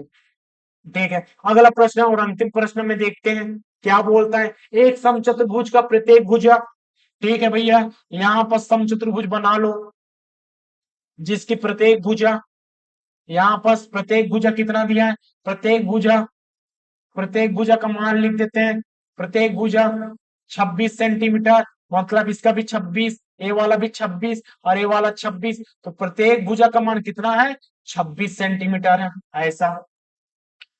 और इसका एक विकर्ण की लंबाई, ठीक है भैया, यहाँ पर एक विकर्ण की लंबाई है, भुजा तो आपको दिया है, एक विकर्ण की लंबाई कितना है, तो यहाँ पर 48 दिया है, तो एक विकर्ण की लंबाई कितना है, 48 है। आपको दूसरा विकर्ण ही चाहिए होगा, ठीक है, आपको दूसरा विकर्ण ही चाहिए होगा। यहाँ पर आपको क्या दिया है, एक विकर्ण की लंबाई, मतलब इस विकर्ण की लंबाई आपको क्या दिया है, 48 दिया है। ठीक है, अब यहां से देखो, एक बन गया समकोण त्रिभुज, बना कि नहीं, बन गया। भुजा का मान कितना दिया है, तो भुजा का मान दिया है 26 दिया है। ठीक है, यहाँ पास आधार कह देंगे, अगर 48 पूरा है तो 48 का अगर आधा कर देते हैं, 48 का अगर आधा कर देते हैं तो यहाँ पास कितना आ जाएगा, 24 आ जाएगा। तो इसका भी मान 24 हो जाएगा, इसका भी मान 24 हो जाएगा। इस प्रकार से दोनों मिलाकर 48 हो गया। समकोण त्रिभुज बन गया जी। ठीक है, अब इसमें पाइथागोरस प्रमेय लगा दो। 3 4 5 का नियम अप्लाई हो रहा है, नहीं हो रहा है, ट्रिपलेट नियम है, तो यहाँ पर वैसा मत करो, यहाँ पर पाइथागोरस प्रमेय लगा लो। तो समकोण त्रिभुज में पाइथागोरस प्रमेय से कर्ण का वर्ग अन्य भुजाओं के वर्गों के बराबर होता है, मतलब कर्ण का वर्ग लंब का वर्ग प्लस आधार का वर्ग के बराबर होगा, ऐसा होगा जी। और कर्ण का मान कितना दिया, 26, और 26 का वर्ग बराबर लंब का, कहने का मतलब है 24 का वर्ग कर दो प्लस आधार का वर्ग। ठीक है, आधार का वर्ग, चलिए आधार तो आपने माना है, तो इसको ऊपर नीचे करने में कोई दिक्कत नहीं है, आप लंब का ही ले लेते हैं जी, लंब का। ठीक है, प्लस आधार कितना है, 24 का वर्ग करेंगे। अब देखो यहां से 26 का वर्ग निकालो मत, कौन सा अप्लाई करो, यहाँ पर पता होना चाहिए कौन सा चीज कि ए का वर्ग माइनस बी का वर्ग बराबर कितना होता है, ए प्लस बी और ए माइनस बी होता है। ये चीज आपको पता होना चाहिए, रट्टा रट्टा पता होना चाहिए जी। अब इसके लिए याद आप अलग से कर ही लो, क्योंकि इससे आसान बनेगा। 26 का वर्ग करेंगे, फिर 24 का वर्ग करेंगे, फिर आपस में घटाएंगे। उससे अच्छा भाई बेहतर है भैया कि आप यहाँ से 75 करोगे तो यहाँ पर तो घटाना तो पड़ता ही है, तो वर्ग निकाल कर मत घटाओ, इस फार्मूले से घटा दो, तो यहाँ पर 26 प्लस 24 हो जाएगा, और यहाँ पर 26 माइनस 24 हो जाएगा, और बराबर लब्ध का वर्ग हो जाएगा। देखो कितना आसान है, 26 और 24 कितना होता है, 50 होता है, गुणा इसको दोनों को करेंगे, घटाएंगे तो 26 में 24 को घटाएंगे तो 2 आता है, और लम का वर्ग, ठीक है, लम का वर्ग, 50 दूना कितना हो गया, 100 गया, लम का वर्ग कितना, 100, तो लम बराबर कितना हो जाएगा जी, लम बराबर हो जाएगा 10 हो जाएगा। 10 किसमें है, सेंटीमीटर में है, तो 10 इसका मान हो गया, तो इसका भी मान कितना हो जाएगा, 10 हो जाएगा। तो पहला विकर्ण D1 का मान कितना, तो 48 हो गया जी, और D2 का मान कितना, तो यहां से 10 और 10 जोड़ेंगे तो 20 हो गया। ऐसा हमें क्या पूछा है, समचतुर्भुज का क्षेत्रफल पूछा है, और समचतुर्भुज का क्षेत्रफल क्या होता है, तो यहाँ पर आपको देखने को मिलेगा समचतुर्भुज का क्षेत्रफल, अंतिम प्रश्न है भैया, ठीक है, पूरा पढ़ लेते हैं, पूरा लिख लेते हैं। तो समचतुर्भुज का क्षेत्रफल, ठीक है, समचतुर्भुज का क्षेत्रफल का सूत्र पता होना चाहिए, क्या होता है, तो 1/2 गुणा पहला विकर्ण गुणा दूसरा विकर्ण, इसका मतलब 1/2, पहला विकर्ण कितना है, 48 है, और दूसरा विकर्ण कितना आया, तो वहां से 20 आएगा। अब 10 नहीं लेना है, 10 ये लम का मान है जी, ठीक है, आपको 20 लेना है। आगे यहां से सॉल्व कर दो, तो 1/2 गुणा यहां से, ठीक है, 2 को भाग कर दो जी डायरेक्ट, 2 को भाग करेंगे, 2 एकम 2 दहम, तो यहां से 48 गुणा 10, इसका मतलब 480 वर्ग सेंटीमीटर आंसर आ जाएगा, 480 वर्ग सेंटीमीटर। इस प्रकार से आंसर आ जाएगा। ऑप्शन नंबर कौन सा, ऑप्शन नंबर 30 करेक्ट आंसर। इस प्रकार से समचतुर्भुज और समांतर चतुर्भुज और समलंब चतुर्भुज के जितने भी क्वेश्चन है व्यापक की दृष्टि से बहुत ही अति महत्वपूर्ण है, और अमीन पटवारी के लिए सिलेक्शन सीरीज जो लाए हैं, आशा करते हैं सफल हो, कारगर हो, और आप अपनी तैयारी में और बेहतर रूप से प्रदर्शन कर पाए। अगर वीडियो अच्छा लगता है तो लाइक जरूर कीजिएगा, अपने दोस्तों के साथ शेयर जरूर कीजिएगा, और चैनल पर नए होते हैं तो चैनल को एक लाइक के साथ साथ सब्सक्राइब करके अपने चैनल में सदस्यता बना रखेगा। मिलते हैं अगली क्लास में, अगली क्लास में पढ़ेंगे वित्त के बारे में, वित्त क्या होता है उसके बारे में जानेंगे, व्यापम के जितने क्वेश्चन है उसके बारे में देखेंगे, और विशिष्ट विश्लेषण करेंगे जी। मिलते हैं अगली क्लास में, तब तक के लिए जय हिंद, जय भारत, जय छत्तीसगढ़।